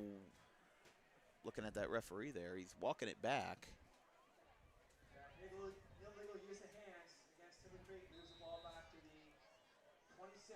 They're back to the 26, so it's an illegal use of the hands. We're scoreboard watching again down in Atlantic County in South Jersey Group 3. This has big implications for PowerPoints and OSI. Ocean City trails Cedar Creek 17-9, 6 minutes left in the third down in Ocean City at the famous Cary Stadium. Remember, Timber Creek is 15th in OSI right now. They are in the playoffs at the moment, but they would definitely like to see Ocean City lose for the sake of them securing a playoff spot. Throw, right side, caught, big hit. He is down inside the 5, pass made to number 15, Preston Williams, the sophomore defensive tight end. That gets them inside the 5 and takes away the illegal use of the hands call. First down, Chargers. So, yeah, once again, they're finding these short pass plays. They're starting to get, again, movement in that secondary where, again, it's not just necessarily the simple play. Once again, they are starting to get guys, whether it's just your typical cross route or whatnot, they are finding it. The short passes are there. We saw it, of course, a couple plays ago with the scramble play where, of course, Dargy was scrambling. He was able to find his man for a 5-yard gain. These short pass plays are there. Timber Creek is finding them right here. Washington Township right now. Kind of in a, speaking of scrambling, scramble situation on defense. Dargy in trouble, lets it go, and it's incomplete on 1st and goal. By the way, we have another score update from the Shore Conference. Pinelands, which is one spot behind Timber Creek in the OSI, they are tied with Toms River East at the end of the third quarter. So a low-scoring affair. Like we said, I think that the 3 teams that matter here, Pinelands, Ocean City, and Brick Township. Brick Township's probably going to beat Manchester. They're 0-8. But if you think about it, I mean, Timber Creek, again, they are above the cut line right now. They've won 2 games, and they're in 15th. However, they would definitely feel a lot more comfortable if those teams that were behind them lost to avoid any kind of controversy in terms of OSI. So we'll keep an eye on those games. Again, Washington Township, they don't really care about the playoffs right now because they know where they're going to be. They're going to be the number 1 seed, and they're going to most likely play Bridgeton, who right now is losing to Cherry Hill East 15-8 in the third quarter.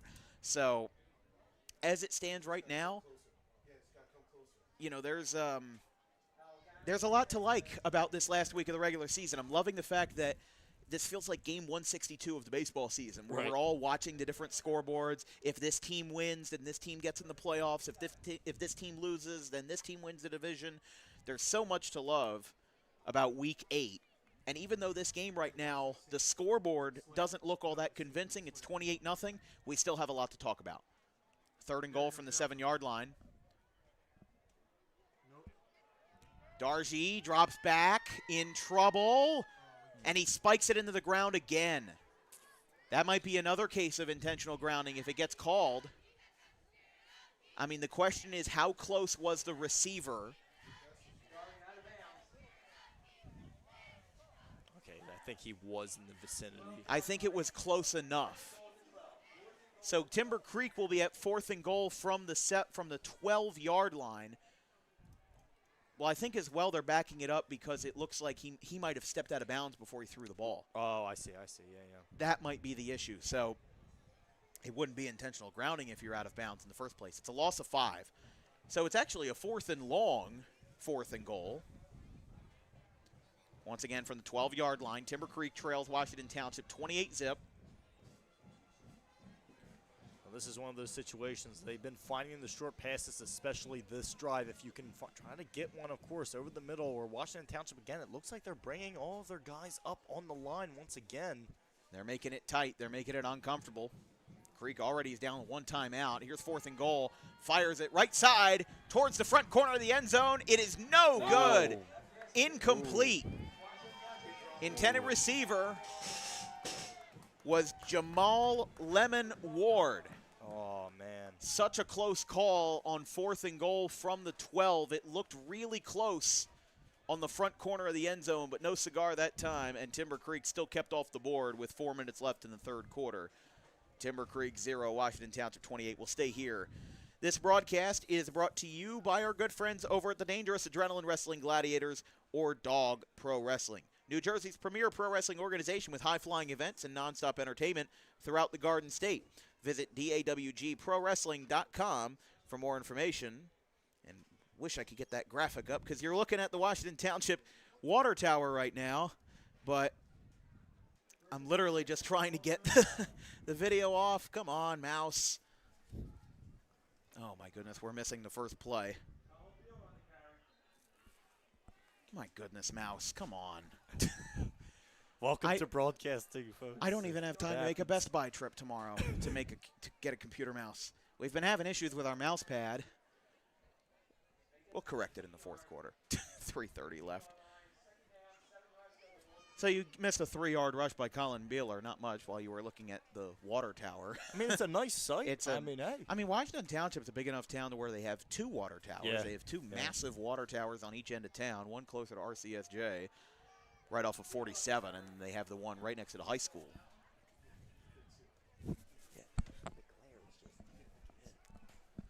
3 minutes left in the third quarter.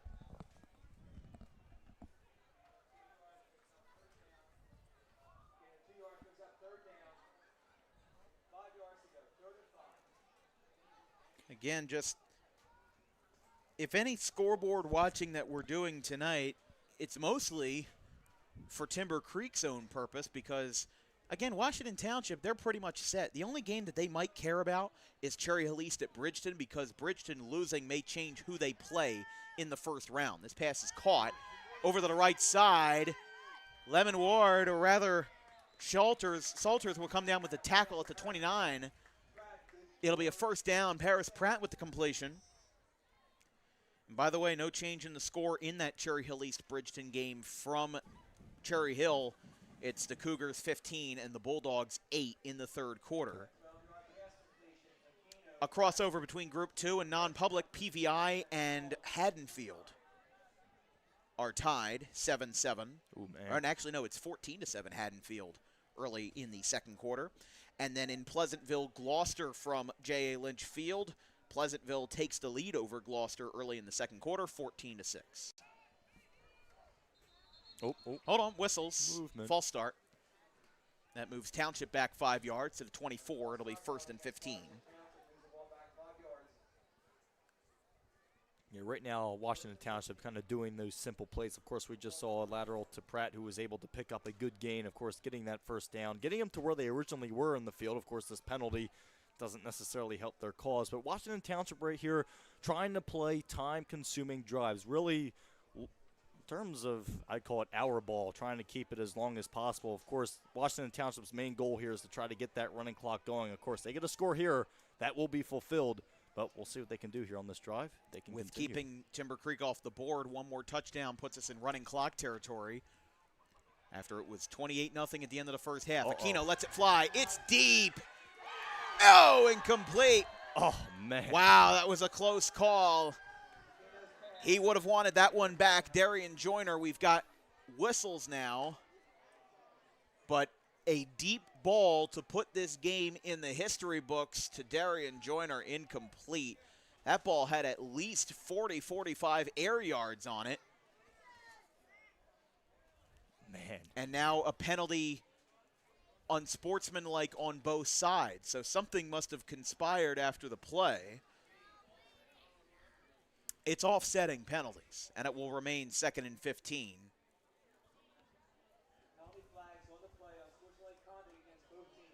Man, oh man, that throw. I didn't even see it. Well, yeah, we were focusing so much. We on were the focused dime on the right pass, there. and Man. again, things have gotten a little bit chippy, but not out of hand for what it's worth.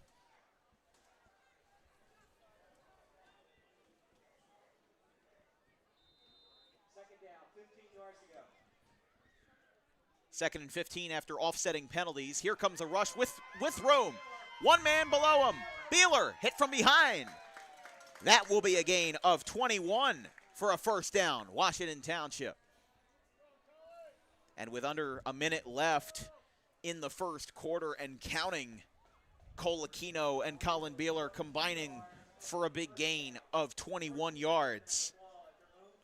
Definitely right there shows what a good football team is about. After a missed opportunity right there on a big-time dime to Joyner, they respond immediately, get the first down, continue the drive. That's what a good football team is, being able to respond constantly after even big-time misplay. A rush gets stopped at the line of scrimmage. They'll have time for one more play at the end of the third quarter.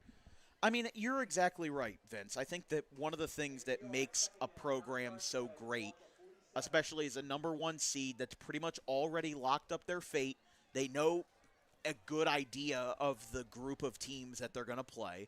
They have a good idea of where they're going to fall, number 1 most likely, and they're playing a team that's lost 4 straight games. They come in, and even with their mistakes, they're able to rebound from them. It's a false start. Yeah. That'll knock them back to 2nd and 14.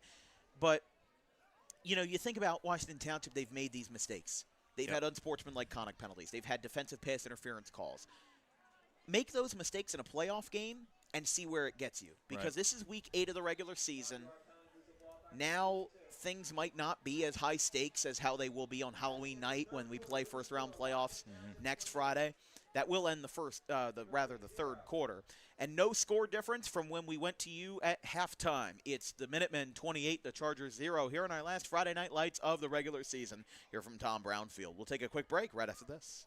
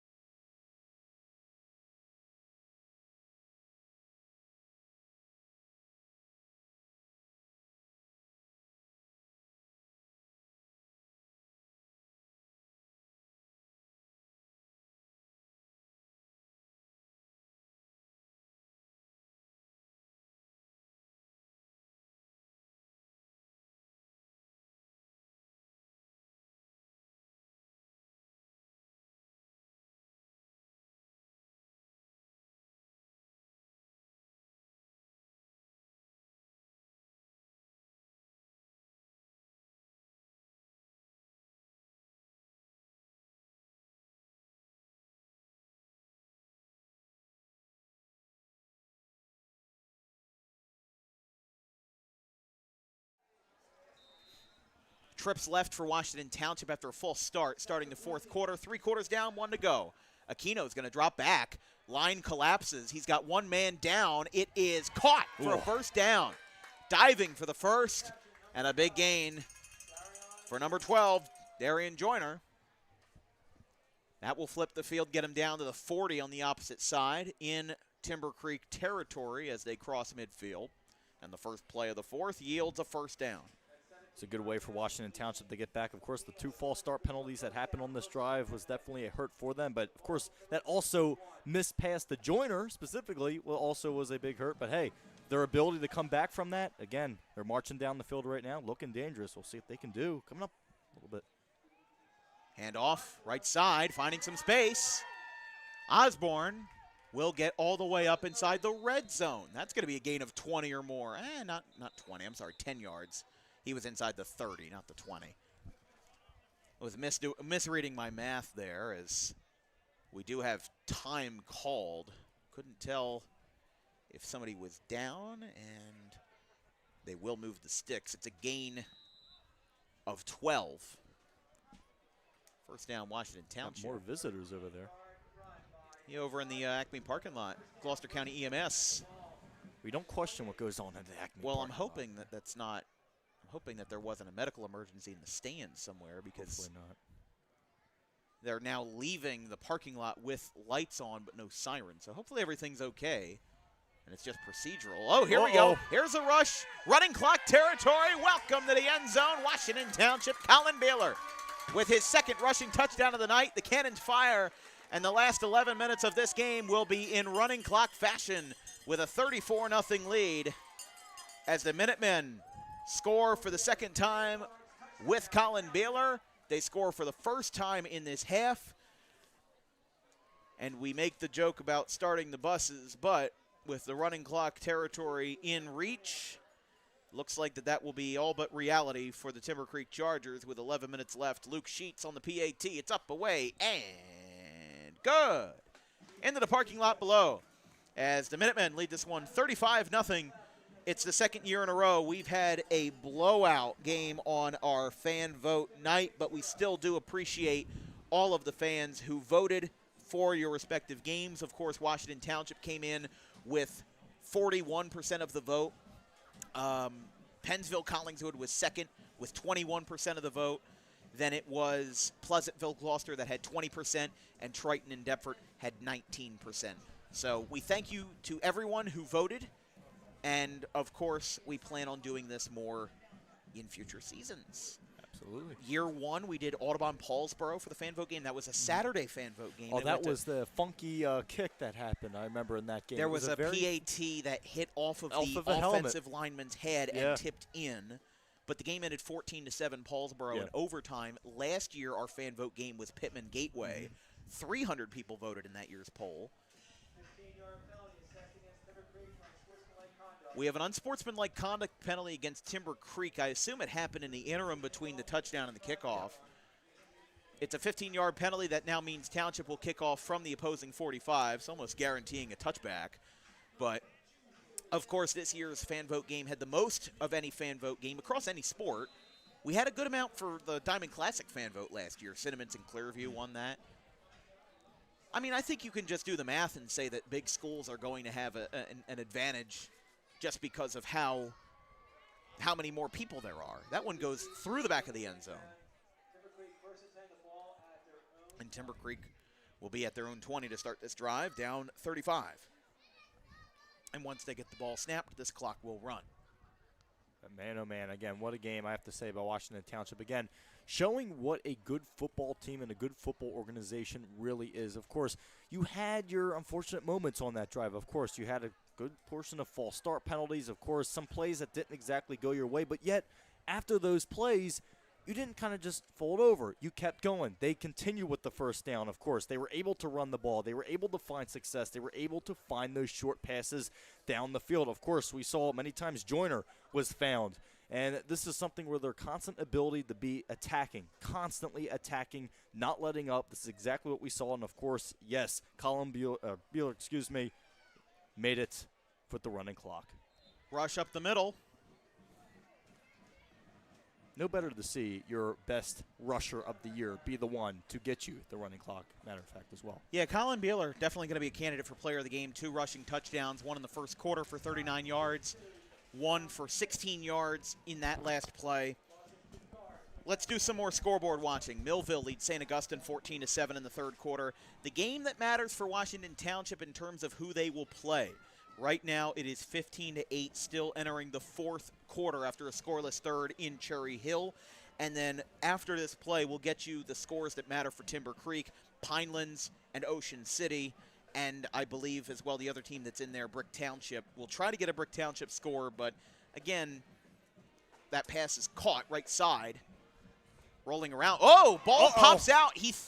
It kind of coughed forward. And it's Washington Township ball. Man. That's a big break.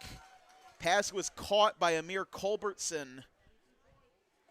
And he just kind of, I don't know if he lost grip or if it was as a result of a hit.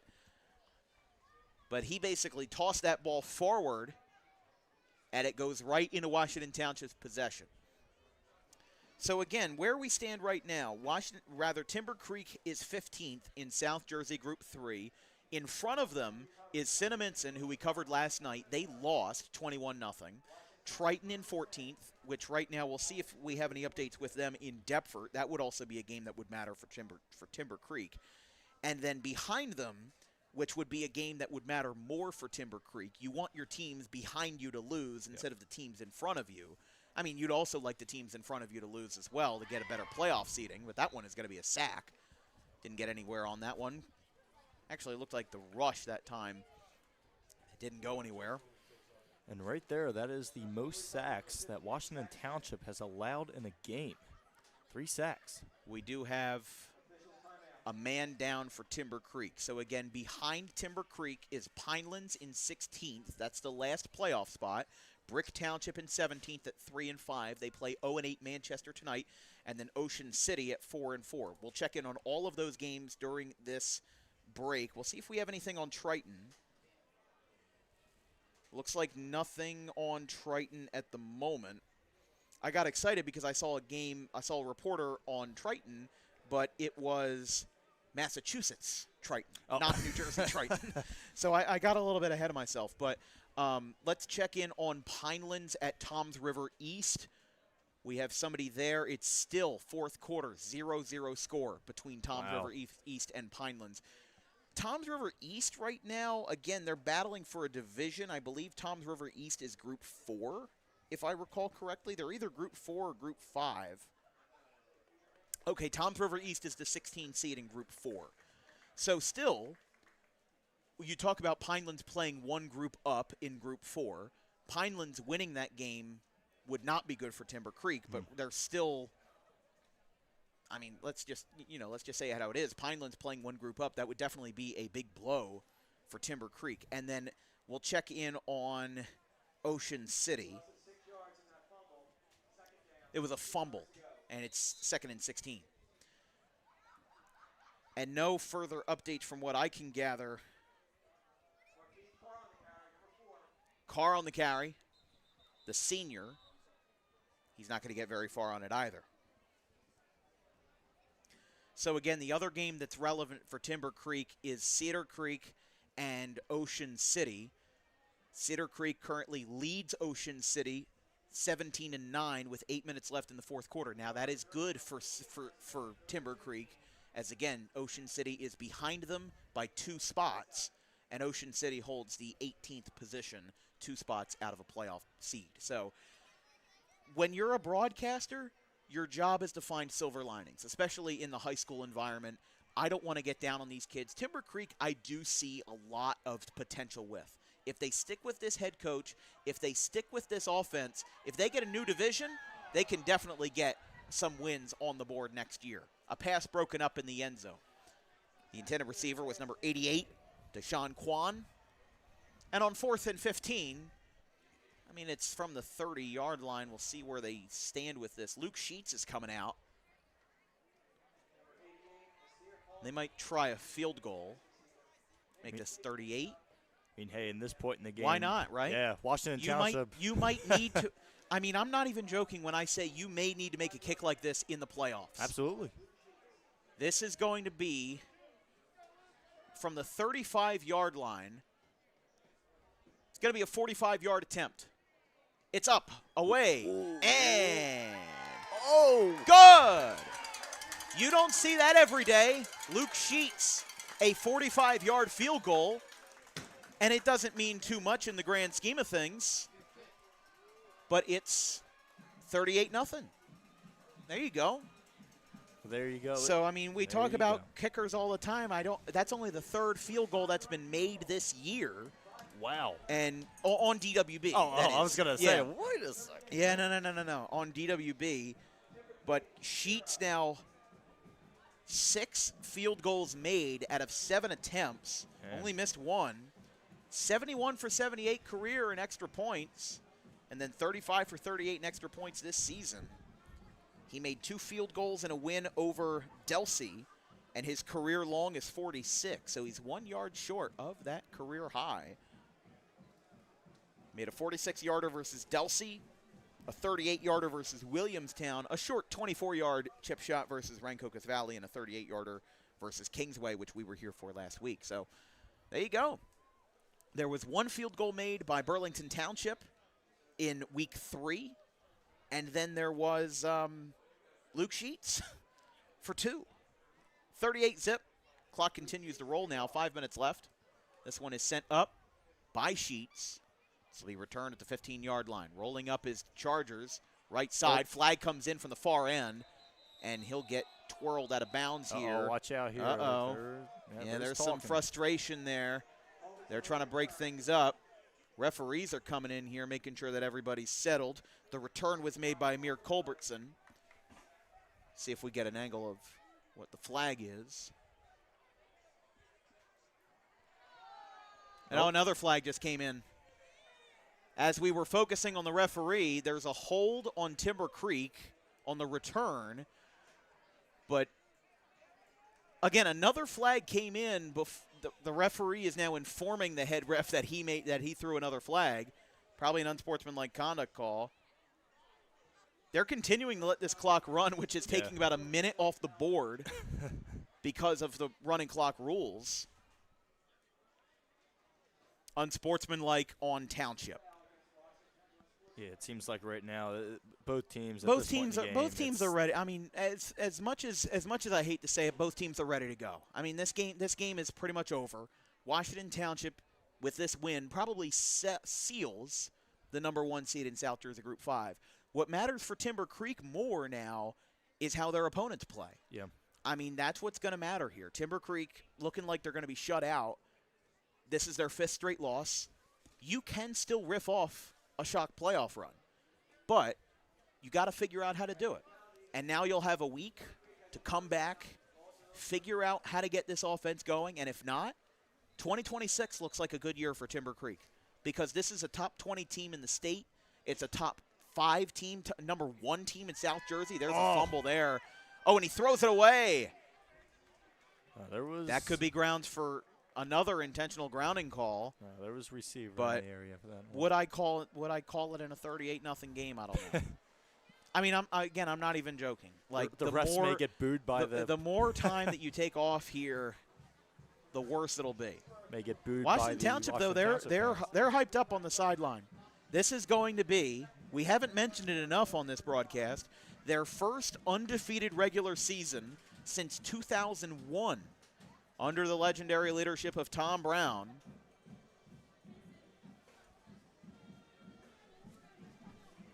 Rush up the middle, 2:20 and counting left. It's 3rd down and about 8. Line to gain is at the 45, on their own 45, and they will get up to the 38. So again, with this clock continuing to run, Timber Creek will only have time for a couple more plays. But how about Luke Sheets?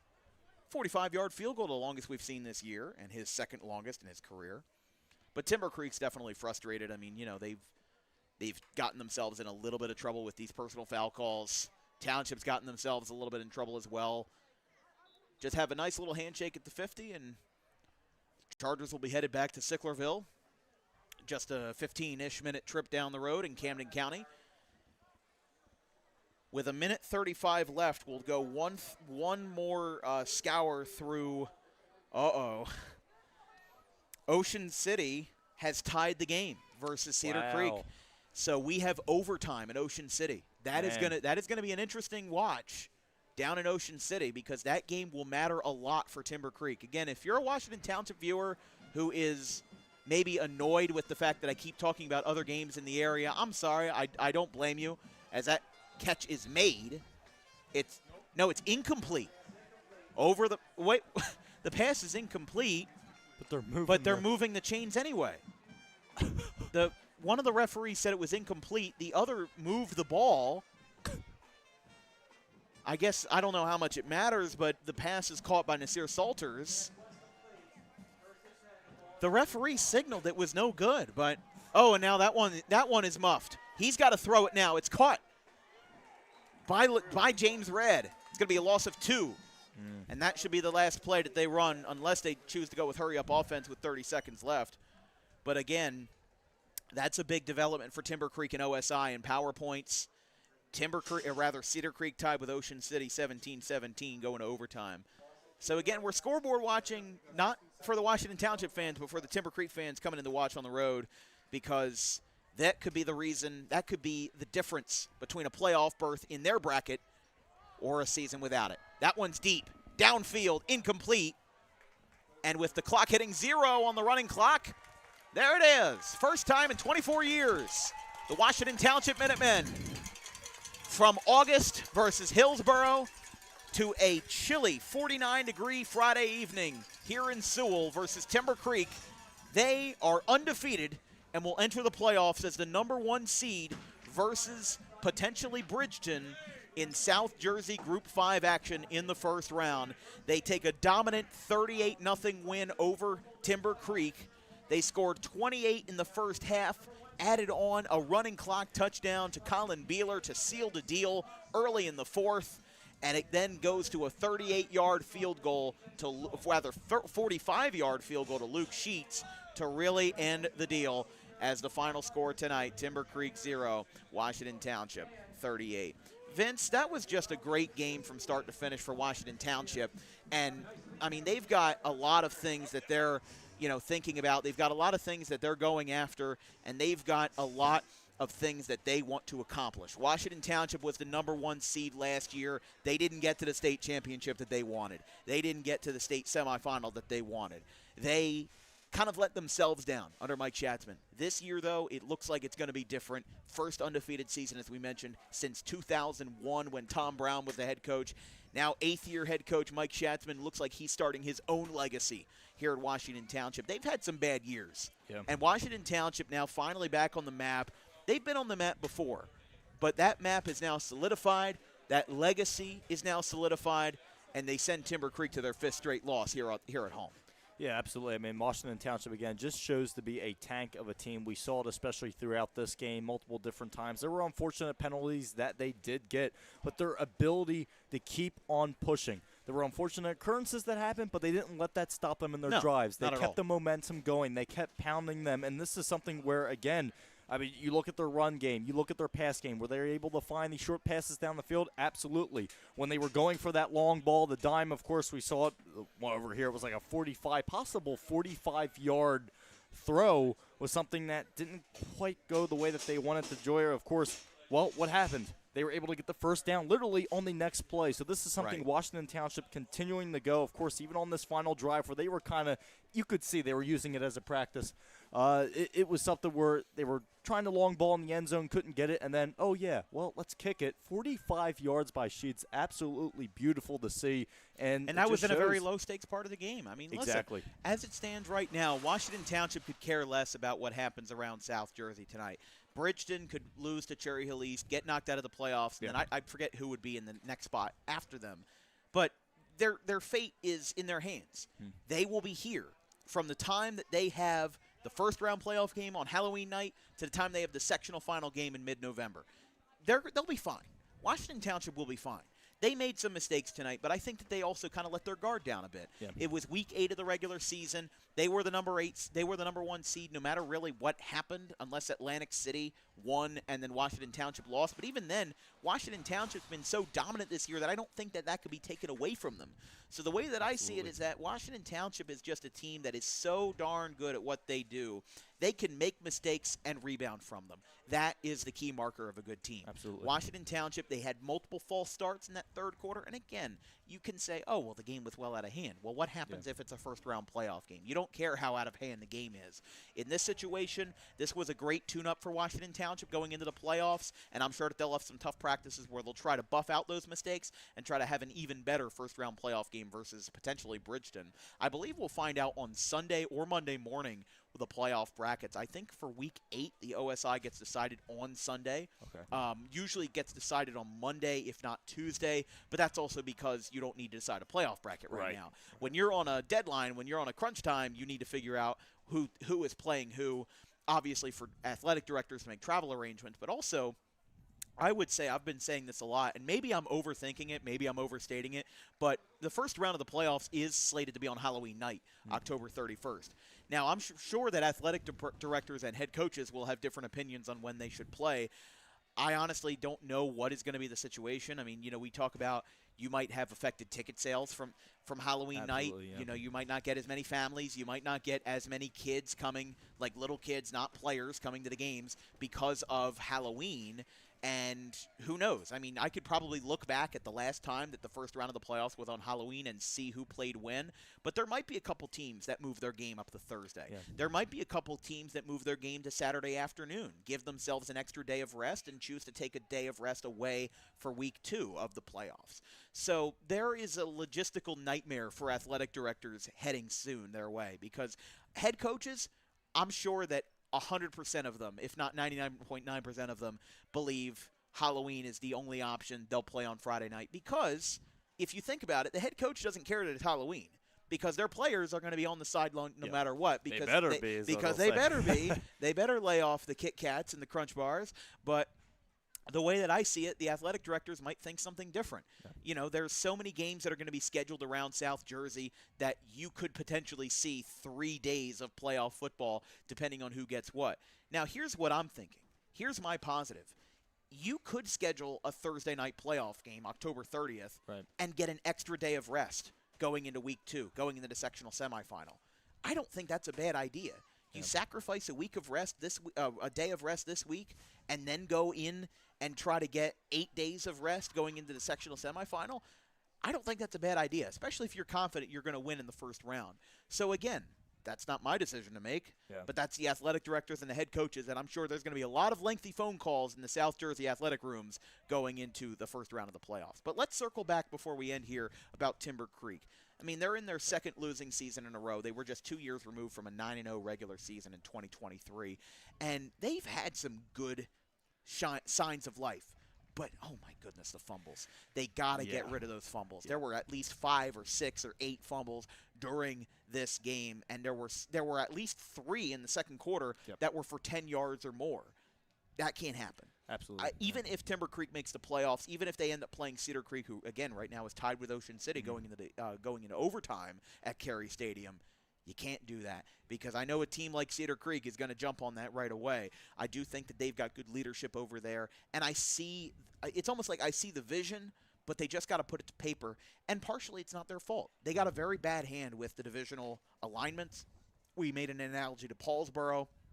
They had a bad divisional alignment in 2 years ago, and now when they got a new divisional alignment in 2024 with Kevin Harvey, they've been smooth sailing and back to the top of the Group 1 charts ever since. But my player of the game, I don't know if you agree with me, but I think it's Colin Beeler. 2 rushing touchdowns, had one to really put the game away in the first quarter, 21-0, and then had the one to put the game away in the fourth quarter, made it 34-0, and started the running clock. Yeah, absolutely. I mean, Colin Beeler is someone that really showed up when it mattered most. And, of course, what better way to have your lead rusher, of course, not just of this game, but of the regular season, be able to insist a running clock. I mean, this is something where, again, we were talking about Washington Township's ability to constantly fight and fight and fight no matter what happened if they had a couple of unfortunate penalties. And, again, that is going to be something that's going to need to be snuffed out. Of course, they won this game by obviously quite a lot, right? It was a mercy in a way in terms of how the running clock was, but these unfortunate penalties, and they happened even at the beginning of the game in the first half where you had some horse collar penalties. There were also some other unsportsmanlike conducts that got in there. So just being able to relax and take a deep breath sometimes is kind of where you have to stand. Of course, we saw there were a couple times Timber Creek were looking like they were starting to somewhat get things together. Of course, we talked about that. They kind of took themselves out of the play a couple of times, right? But Washington Township, to be able with that discipline is an area I think where in this game in general it was a great game. They performed beautifully, but in that discipline area there were sometimes they kind of got knocked back a little bit. And of course, yes, they were able to overcome that, but still going into the playoffs, I don't think every game is going to be a blowout where you shut out the other team 38-0. It's going to be close, and you're going to have to tighten up in that aspect. They'll have to be high on their marks, especially. We'll be back on the air tomorrow morning for a Group 1 battle down at Woodbury at the Woodbury Bowl between the Charlotte Cougars and the Woodbury Thundering Herd. Thomas Gaffney Jr. will join me on the call out of Montclair State University for the Saturday morning action. And then one more thing before we go: stay tuned on our social media because playoffs are going to be crazy.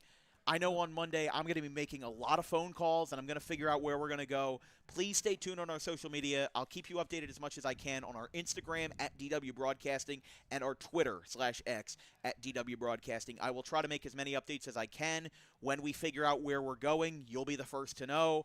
When we figure out what our plans are for Thursday, Friday, or Saturday, and also for soccer playoffs as well next week, we'll make sure to let you know what we're going to do for that plan.